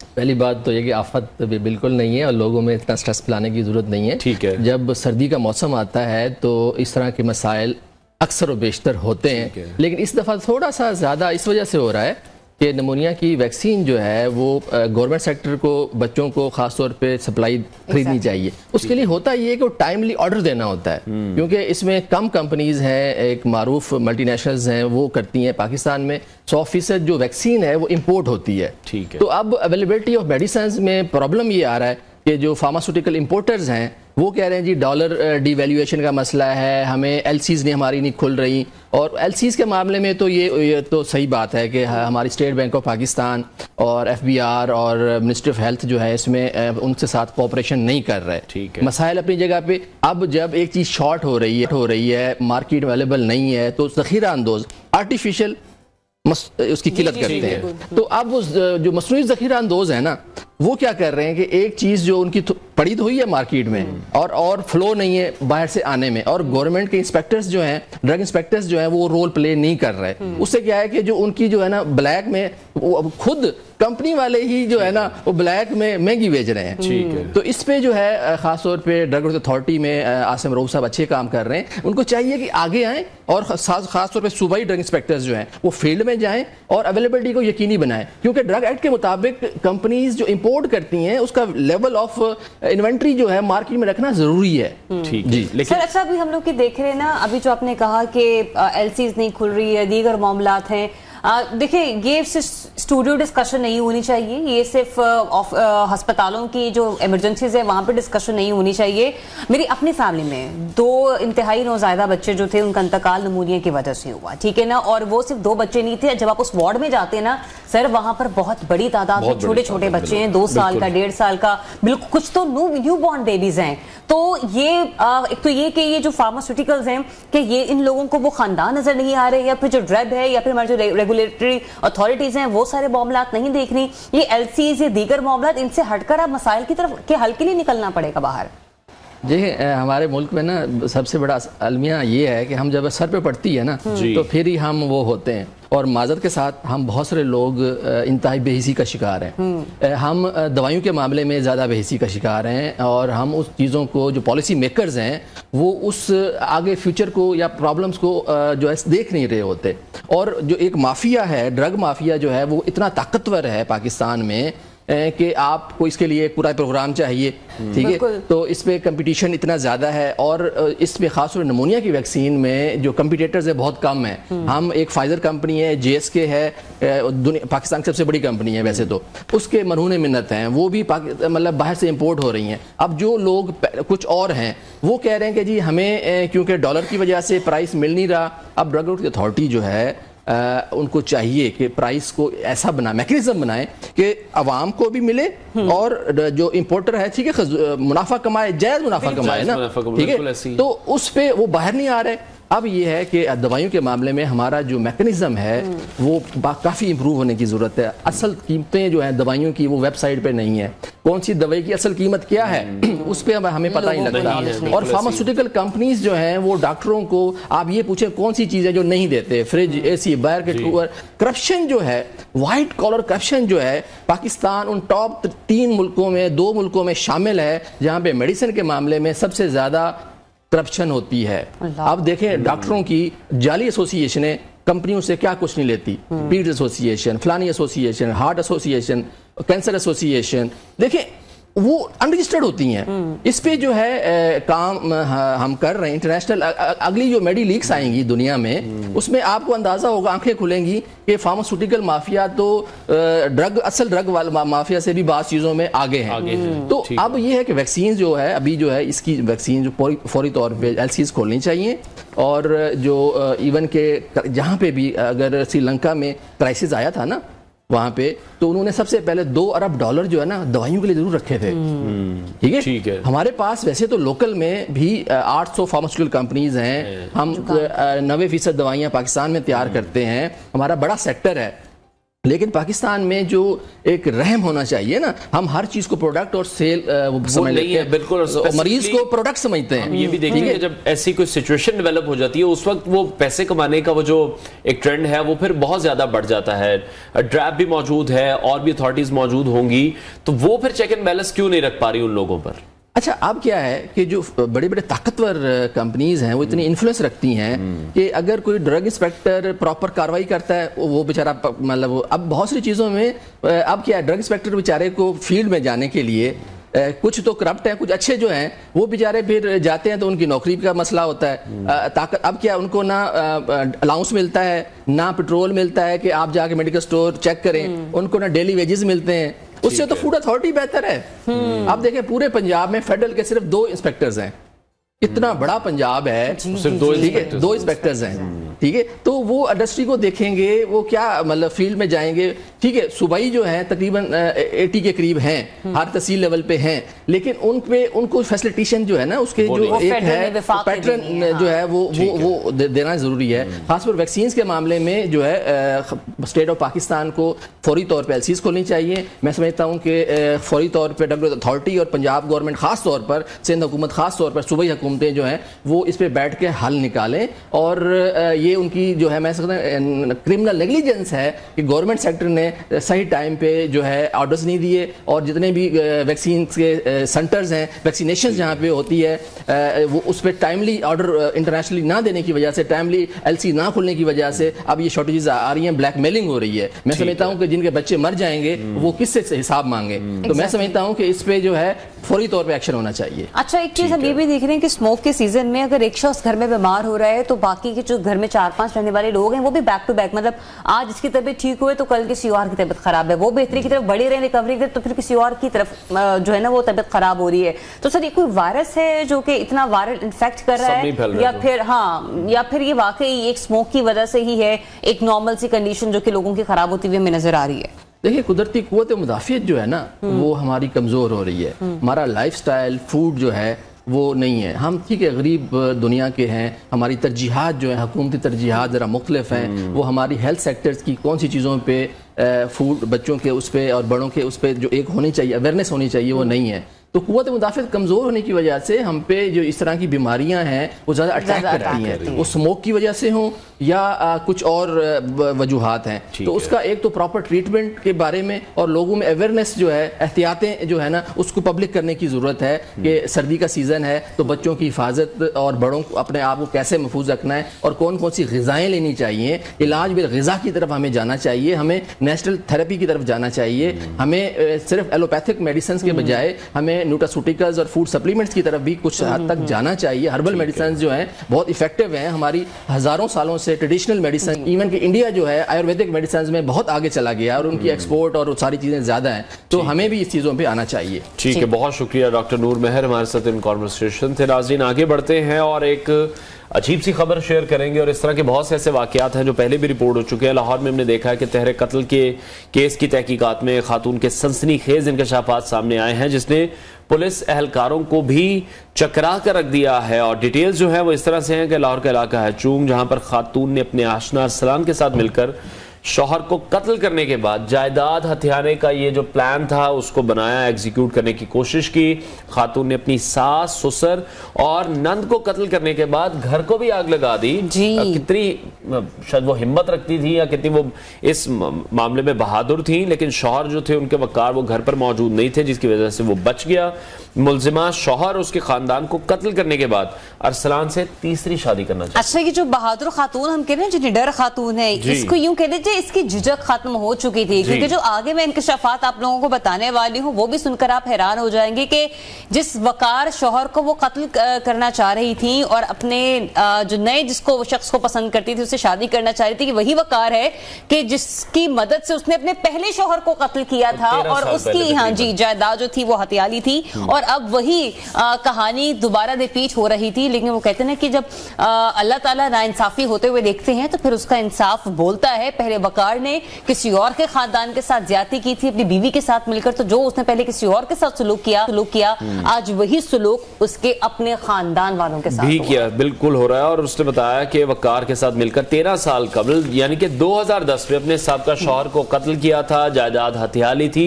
तो ये पहले भी हो चुका है। पुलिस की तरफ से जो इन्वेस्टिगेशन का सिलसिला है वो इस वक्त जारी है और पुलिस की जानिब से तीनों मुल्जिमान को हिरासत में भी ले लिया गया है। मजबूत मुकदमा बनाने के लिए जो शवाहिद हैं वो इकट्ठे करने भी शुरू कर दिए गए हैं। तो जो माजी के जो जराइम थे इस केस के बाद फिर वो जराइम भी आहिस्ता आहिस्ता सामने आने लग गए। लेकिन कितनी अफसोस की बात है कि पहले भी एक खानदान को उजाड़ दिया गया, उनको भी मार दिया गया और अब एक और फैमिली को भी अब अपनी जो लालच है, अपनी जो हवस है उसकी भेंट चढ़ा दिया गया है। तो इस तरह के जो वाकयात हैं वो हमें ये बताते हैं कि हमारी सोसाइटी में किस किस्म के किस तरह के लोग मौजूद हैं।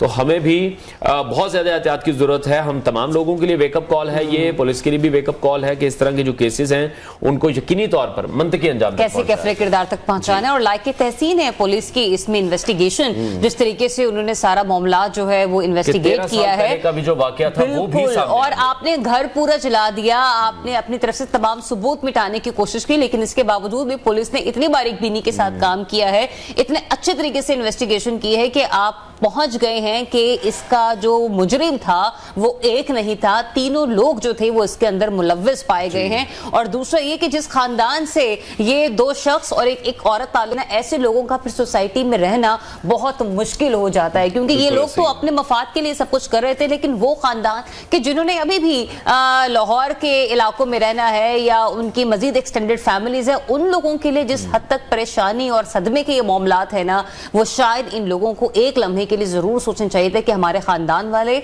जो हैं वो इस चीज को लेकर जिंदगी आगे कैसे गुजारें। पहले भी जो ये वारदात की गई उन फैमिलीज पर भी दोबारा से एक बार पहाड़ टूट पड़ा होगा कि उनको जब ये तमाम सिचुएशन पता चली होगी, इस तमाम इन्वेस्टिगेशन के बाद ये तमाम चीजें मंजर आम पर आई होंगी, उन लोगों से भी राब्ता किया गया होगा, उनको भी शामिल तफ्तीश किया गया होगा, उनके तमाम मामलात बताए होंगे। तो इंतहाई अफसोसनाक और वाकई में एक वेकअप कॉल है अपने माशरे में आसपास देखने की कि किन लोगों के साथ हम रह रहे हैं, उनका जो आपके साथ रवैया है वो किस तरह का है। और बाज़ औक़ात तो अनवार लोग इतने शीरो शक्कर हो जाते हैं कि वो आपको अपनों से ज्यादा अज़ीज़ होना शुरू हो जाते हैं, लेकिन हमें पता भी नहीं चलता कि एग्जैक्टली वो हमारे खैर ख्वाह हैं या सच में वो हमारी जड़ें काट रहे। तो ऐसे लोगों से मोहतात आपने रहने हैं। और ऐसे में ना हमारे जो बड़े बुजुर्ग होते हैं, इनकी जो तजुर्बा होता है, इनकी जो नजरें होती है ना, वो बहुत अच्छी और बड़ी समझदार होते हैं, खासे तजुर्बे वाले लोग होते हैं। इसीलिए कहते हैं कि बुजुर्गों को जो घर में रखना होता है ना, वो रहमत और नेमत के बराबर होता है, क्योंकि ये भांप जाते हैं कि सामने वाला क्या सोच समझकर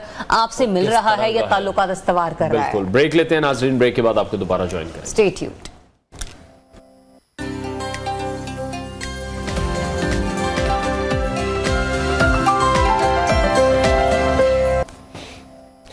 वेलकम बैक नाज़रीन। इस सेगमेंट में हम बात करने जा रहे हैं दो पाकिस्तानी रिसर्चर्स के हवाले से जो कि ऑप्टो इलेक्ट्रॉनिक डिवाइसेस पर रिसर्च कर रहे हैं, और इनमें डॉक्टर अली इमरान शामिल हैं, डॉक्टर यूसुफ शामिल हैं, जिनसे आज हम आपकी मुलाकात भी करवाएंगे, आपकी बात भी करवाएंगे, जो कि ज़ीजेंग यूनिवर्सिटी में अपने चीनी साथियों के साथ एक गेटलेस इमेज सेंसर तैयार कर चुके हैं, जो कि रिवायती सीसीडी डिवाइसेस की हुदूद को अबूर करता है और आला किस्म की कारकर्दगी को भी पेश करता है। इसे कंज्यूमर इलेक्ट्रॉनिक्स से लेकर सनती और मेडिकल इमेजिंग सिस्टम तक कई तरीकों से इस्तेमाल किया जा सकता है।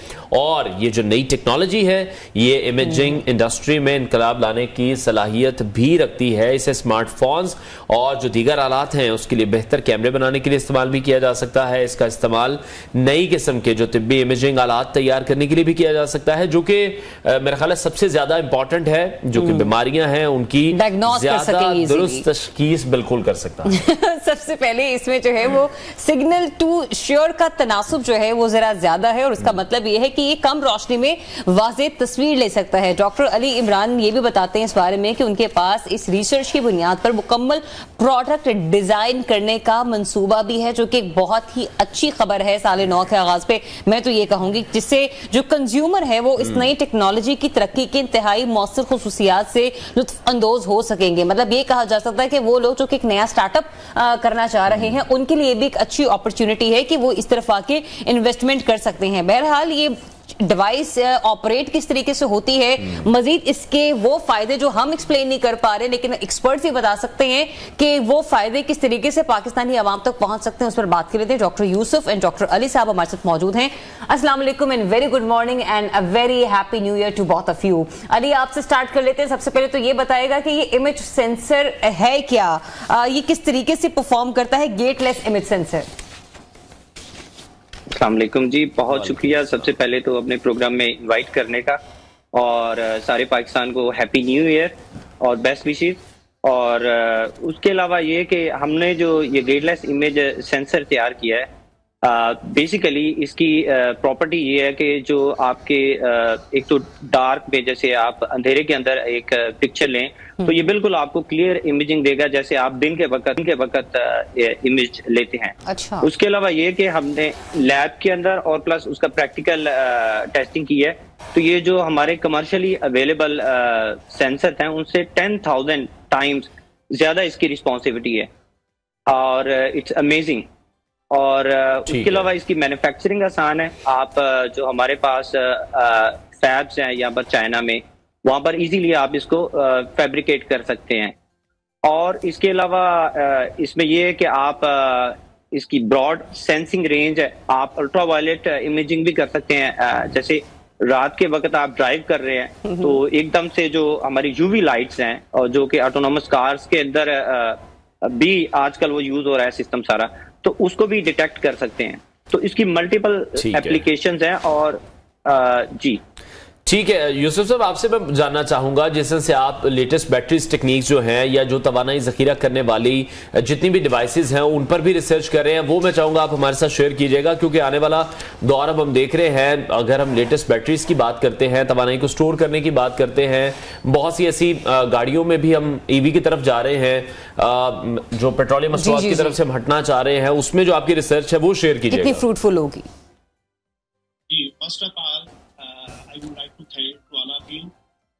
यूसुफ साहब माइक अगर आप ले लेंगे ना डॉक्टर साहब से, तो वो हमें आवाज जरा मजीद क्लियर आ जाएगी। Thank you. सबसे पहले आपका बहुत ज्यादा शुक्रिया हमें इनवाइट करने का, और happy new year to all of you, happy new year to all Pakistan. Thank you so much. So मेरा जो तल्लक है वो पाकिस्तान के छोटे से गांव कोट खिवनवाल गुजरांवाला से है। मैं 2019 में चाइना में 2014 में चाइना में पीएचडी करने के लिए आया था। तो यहाँ पे मैंने रिचार्जेबल बैटरी इजाद की है, और ये बैटरी जो है ये जल्दी चार्ज हो जाती है, यानी कि इसकी जो चार्जिंग है वो बहुत फास्ट है, और इसकी जो लाइफ टाइम है वो बहुत ज्यादा है, यानी कि इसको हम कई सालों तक इसको इस्तेमाल कर सकते हैं। इस बैटरी की ये भी खसूसियात हैं कि ये बैटरी जो है ये सीवियर इन्वायरमेंट में भी यूज हो सकती है, जैसा कि कोल्ड इलाके हैं, नॉर्दर्न एरिया है पाकिस्तान का जहाँ सर्दी बहुत ज्यादा होती है, तो वहाँ बैटरी के बहुत ज्यादा इश्यूज होते हैं।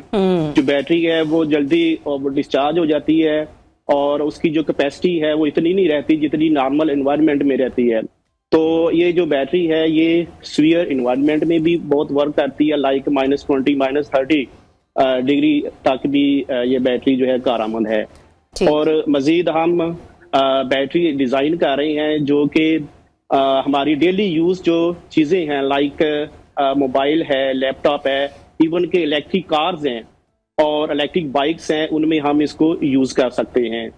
तो हमारा जो मेजर गोल है वो ये है कि हमने जो इंसान है, ह्यूमन है, उसकी लाइफ को इजी बनाना है, और हमने ऐसी बैटरी हम की तरफ जा रहे हैं जो कि इलेक्ट्रिक कार और इलेक्ट्रिक व्हीकल में लॉन्ग डिस्टेंस तक हम उसको यूज कर सकते हैं। हम एक दफा उसको चार्ज करेंगे तो ये बैटरी जो है इलेक्ट्रिक व्हीकल को फॉर एग्जांपल 400-500 किलोमीटर तक हम उसको ड्राइव कर सकते हैं, जो कि एक बहुत ही ब्रेक थ्रू है। अच्छा डॉक्टर अली, ये मुझे बताइएगा कि ये जो गेटलेस इमेज सेंसर आपने तैयार किया है, ये रिसर्च करने में कितना टाइम लगा, उसके बाद इसकी प्रोडक्शन, जिस तरीके से हमने इसकी मैन्युफैक्चरिंग की है, कितना कॉस्ट इफेक्टिव है ये, और पाकिस्तान में किन किन डिपार्टमेंट्स में हम इस गैजेट को यूटिलाइज कर सकते हैं? जी बहुत शुक्रिया।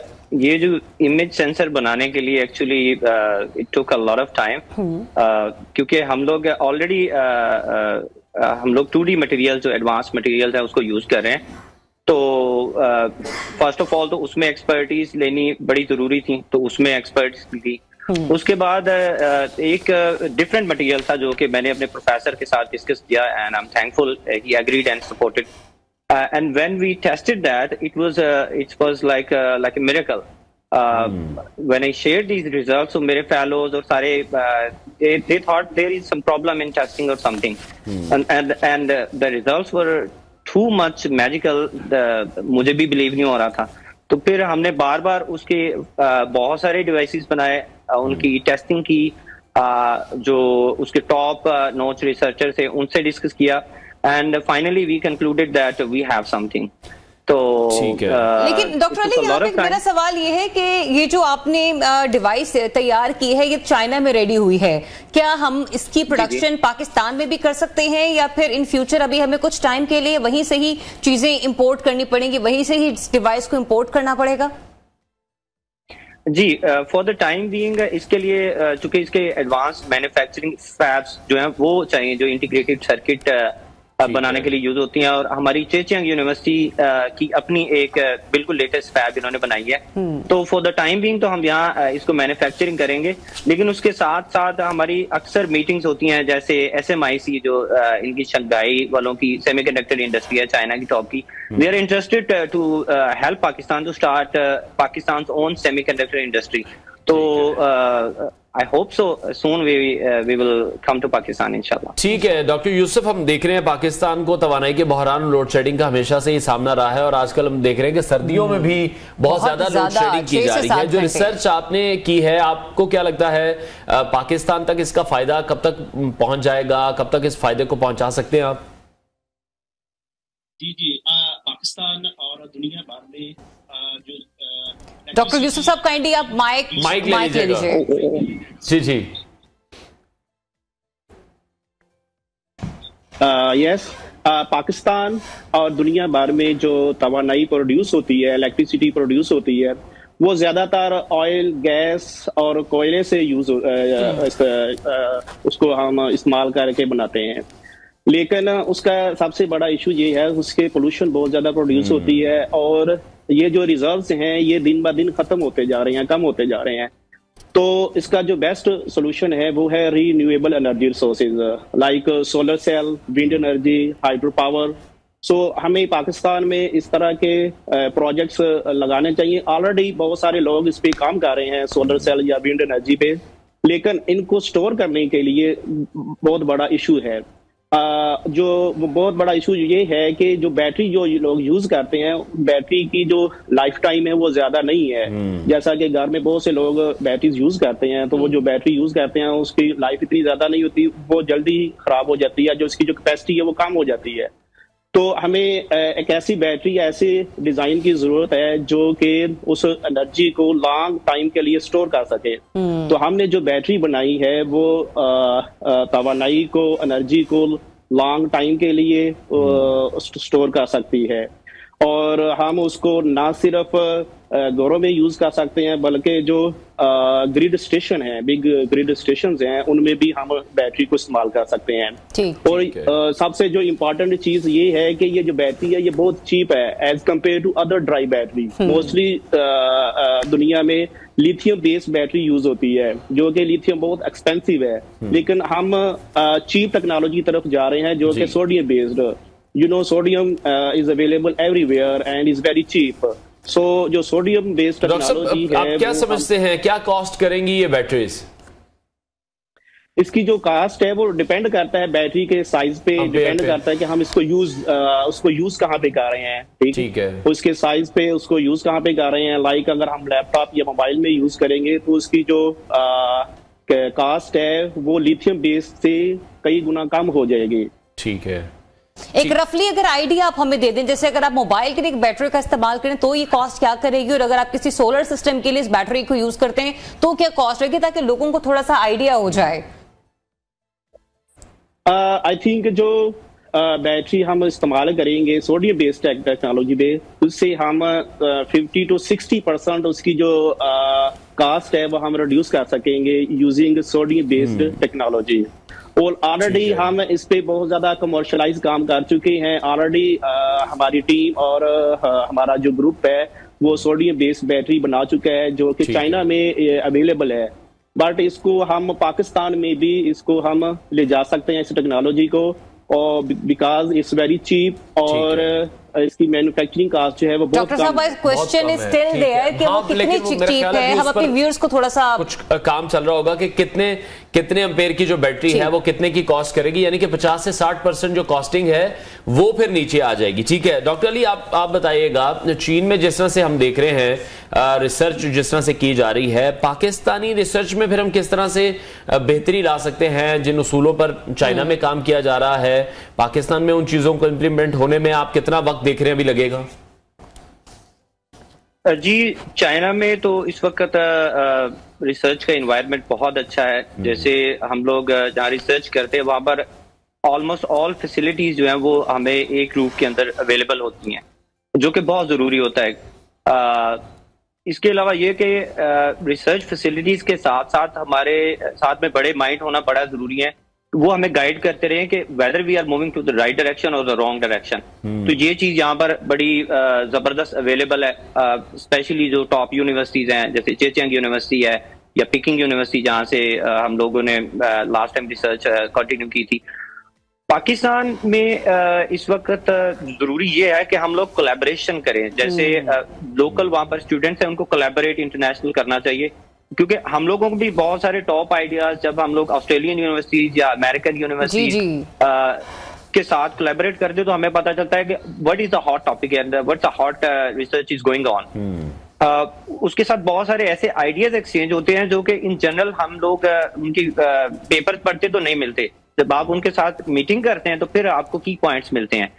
एक चीज तो ये जरूरी है, और इसमें यह कि हम लोग चाइनीज साइड से, Chinese are always available to help Pakistan, you know they are like iron brothers. बिल्कुल। दूसरी चीज ये है कि पाकिस्तान की जो रिसर्च है उसको इंडस्ट्री के साथ कनेक्ट करने की बहुत जरूरत है, क्योंकि अगर हम लोग रिसर्च जैसे आप जर्मन में देखें या इवन चाइना में देखें तो हम लोग इंडस्ट्री के साथ कनेक्ट होते हैं तो हम देखते हैं कि प्रॉब्लम्स क्या है और उस प्रॉब्लम्स को हमारे जो ब्राइट माइंड है वो सॉल्व करते हैं। इस तरह से एक तो इकोनॉमी का प्रॉब्लम सॉल्व हो जाता है और दूसरी तरफ से हमारा कंट्री जो है वो रिसर्च में भी आगे जाता है। तो this is very important I think. अच्छा डॉक्टर अली, अभी जैसे आप स्टूडेंट्स कोलैबोरेशंस के हवाले से बात करे थे ना, यहाँ पे मैंने एक जो चीज बहुत ज्यादा फील की है कि हमारे जितने भी स्टूडेंट्स हैं उनका ज्यादातर फोकस जो रहता है यूरोपियन कंट्रीज की तरफ रहता है, वो वहां पर जाकर ग्रेजुएट होना ज्यादा पसंद करते हैं, जबकि हमने देखा है कि चाइना हमेशा पाकिस्तान की मदद करने को तैयार रहता है। क्या आपको एक लूप होल नजर आता है कि जो हमारे स्टूडेंट्स हैं, जो हमारी यूथ है, उनका फोकस चाइना की तरफ इतना नहीं है,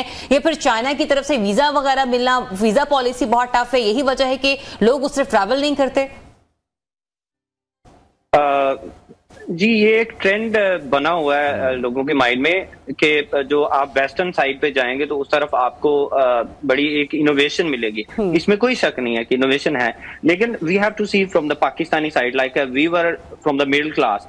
तो यहाँ पर चाइना आना आसान था, यहाँ स्कॉलरशिप आपको बहुत ज्यादा मिलते हैं और सपोर्ट सोसाइटी की बहुत ज्यादा हमें सपोर्ट मिलती है। यहाँ के जो लोकल लोग हैं वो बड़ा सपोर्ट करते हैं, और जो भी यहाँ पर अभी आप लेटेस्ट आप सर्वेस देख लें तो चाइना सबसे ज्यादा एक तो पेपर पब्लिश कर रहा है और उसके अलावा सबसे ज्यादा फंडिंग कर रहा है, और उसके अलावा स्कॉलरशिप भी सबसे ज्यादा दे रहा है। आप दुनिया में कंपेयर कर लें, आप यूरोप में देख लें, इंग्लैंड में देख लें, इवन यूएसए, आपको सबसे ज्यादा जो स्कॉलरशिप्स है या फंडिंग है या सैलरी है वो चाइना पे कर रहा है। ठीक है, तो I think students should move towards China. ठीक है डॉक्टर यूसुफ, आपसे जानना चाहेंगे रिसर्च के अलावा जिस तरह से चाइनीज कल्चर है उस हवाले से भी आप हमें थोड़ा सा गाइड करें, खासतौर पर जिस तरह से डॉक्टर अली ने भी बात की है कि जो पाकिस्तान और चाइना की दोस्ती है वो लाजवाल है, और जिस तरह से आप लोग भी वहां मिलकर काम कर रहे हैं, कैसा एटमॉस्फेयर है? जी, एटमॉस्फेयर एटमॉस्फेयर बहुत फ्रेंडली है। पाकिस्तान चाइना दोस्ती ऑलवेज फॉरएवर, और पाक चाइना दोस्ती जिंदाबाद। तो यहाँ पे जो रिसर्च का इन्वायरमेंट और कल्चर का जो इन्वायरमेंट है वो बहुत ही अच्छा है, स्पेशली रिसर्च का। जो चाइनीज लोग हैं वो बहुत सपोर्टिव हैं, खास तौर पर पाकिस्तानी स्टूडेंट्स के लिए। आप उनके साथ कोई भी इशू या कोई भी मसला डिस्कस करते हैं तो वो फौरन उसका हमें रिस्पांस देते हैं। तो यहाँ पे as compare to I don't know, यहाँ पे हमें पाकिस्तानियों को बहुत ज्यादा रिस्पेक्ट मिलती है बिकॉज वी आर पाकिस्तानी। क्योंकि हमारा चाइना के साथ स्टार्ट से ही हमारा रिलेशन बहुत अच्छा रहा है, तो यहाँ पे ऑलवेज इवन तो कि ना जस्ट यूनिवर्सिटीज के अंदर, जब हम बाहर मार्केट्स में जाते हैं या कहीं भी हम सुपर मार्केट या शॉपिंग मॉल में जाते हैं, तो वहां पे अगर किसी भी चाइनीज के साथ इंटरेक्शन होता है तो वो बहुत ही रिस्पेक्ट करते हैं, बहुत ही इज्जत करते हैं। तो आई थिंक यहाँ पे इन्वायरमेंट फॉर पाकिस्तानी बहुत अच्छा है। ठीक है, बहुत शुक्रिया डॉक्टर अली और डॉक्टर यूसुफ हमारे साथ इन कॉन्वर्सेशन थे। आज ब्रेक के बाद आपको दोबारा ज्वाइन करेंगे। Stay tuned.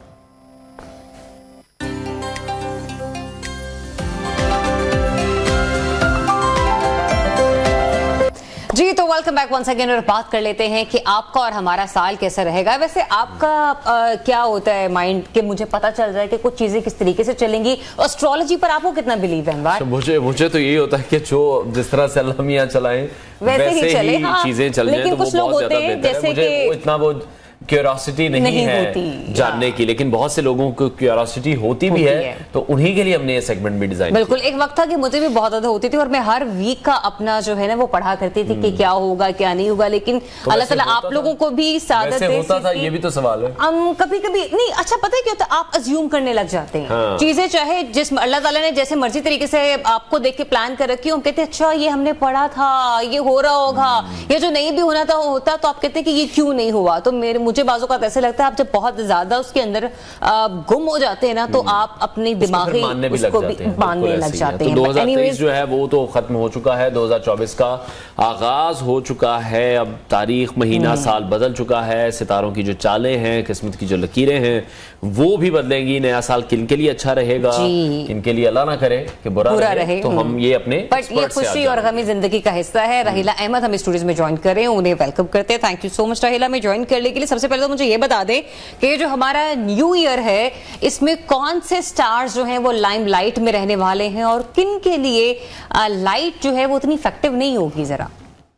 अच्छा, this is very interesting question, क्योंकि ये थोड़ा सा वेग भी होता है and it will not go 100% as I am going to tell you.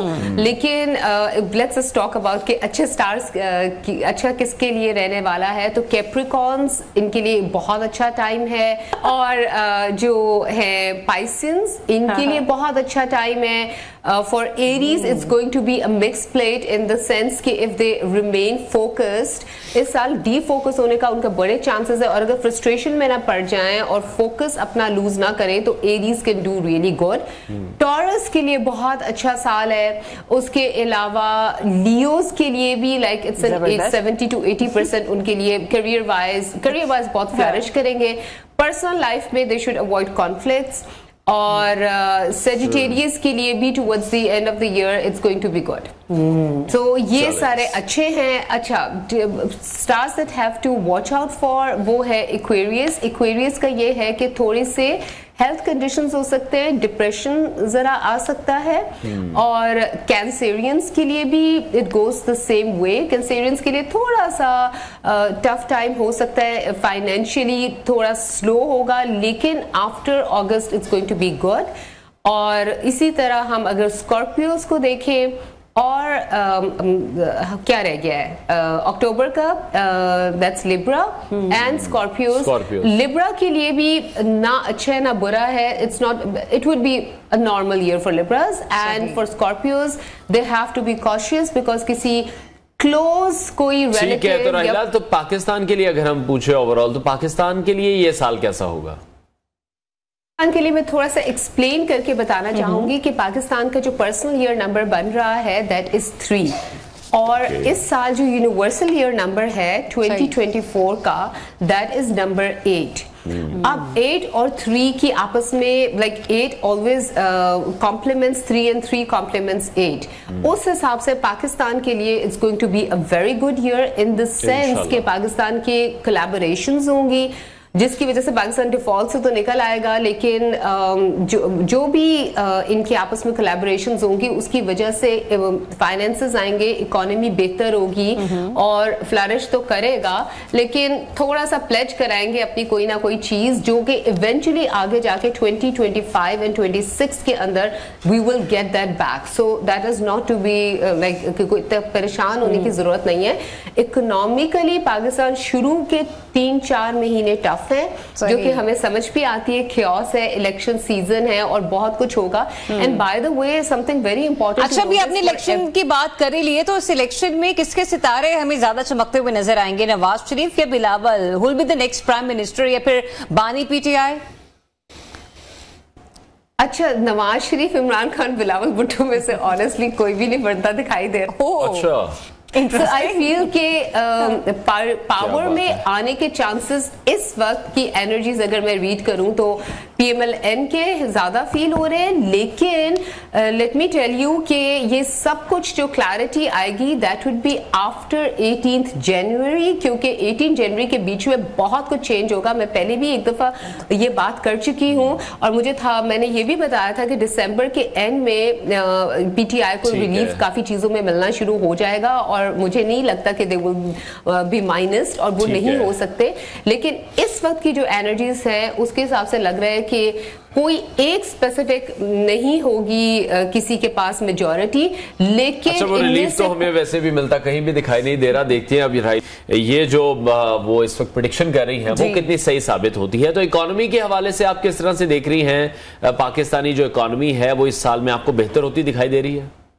Economy के लिए शुरू में there is going to be a burden and burden, थोड़ा सा जरा ज्यादा प्रेशर भी आ सकता है फरवरी मार्च के बीच में, और फिर उसके बाद जो रिलीफ मिलना शुरू होगा दैट मई के बाद से रिलीफ मिलना शुरू होगा। कोई नेचुरल कलामिटी, कोई ब्लड शेड अल्लाह ना करे, लेकिन April is going to be a little bit tough. और उसके बाद फिर पाकिस्तान की एक कोई, आपको पता है कि पाकिस्तान के साथ ना हमेशा हेल्प आती है। और एक छोटी सी बात मैं एक्सप्लेन कर दूं कि पाकिस्तान का जो बर्थ नंबर बनता है that is 7 and that is from 16। 16 एक कार्मिक नंबर होता है और इसके हमेशा आप देख लें, अगर हिस्ट्री उठा के देख लें, जब से पाकिस्तान बना है इसके हाईज एंड लोज तो इसी तरह ही होता है और इसी तरह ही चलता रहेगा। और कोई ना कोई मिरेकल, कोई सपोर्ट, कोई डिवाइन हेल्प, मिरेकल और सपोर्ट तो मैं देखना चाह रही हूँ पाकिस्तानी क्रिकेट टीम के लिए भी। इस वक्त जो हमारे टेस्ट मैच चल रहा है उसमें तो हमारी खासी दुर्गत बन गई है, लेकिन जो 4 जून से न्यूजीलैंड के साथ हमारी सीरीज शुरू होने वाली थी उसमें क्या हमारे लिए थोड़ा बहुत फाका होगा? हम कोई ट्रॉफी लेते हुए वापस आ रहे हैं अपने घर? I'll give you a percentage, 80% chances हैं। I see Pakistan going towards making through to the semi-finals. Final. और शाहीन शाह अफरीदी T20 के कैप्टन हैं, उनका फ्यूचर आप कैसा देख रही हैं? देखिए, शहनशाह अफरीदी जो है वो थोड़ा सा उनको टाइम लगेगा। मार्च तक उनकी एनर्जी सेटल हो जाएंगी। लेकिन मैं आपको ये बताऊं कि T20 के करीब हो सकता है कि ये दोबारा बाबर आजम आ जाए। There is a very like 80% chances कि एंड टाइम पे जाके तो थोड़ा कैप्टनसी चेंज हो जाए। देयर इज अ चांस कोई मेजर चेंज टीम में आ सकता है। लेकिन अगर हम इन्हीं के साथ देखें तो मार्च तक। बहुत शुक्रिया एस्ट्रोलॉजर राहिला अहमद हमारे साथ। इनको नाज़रीन, प्रोग्राम का वक्त खत्म हुआ है। इंशाल्लाह कल फिर आपसे मुलाकात करेंगे। अपना बहुत सारा ख्याल रखिए, इजाजत दीजिए, अल्लाह हाफिज। अच्छा, ये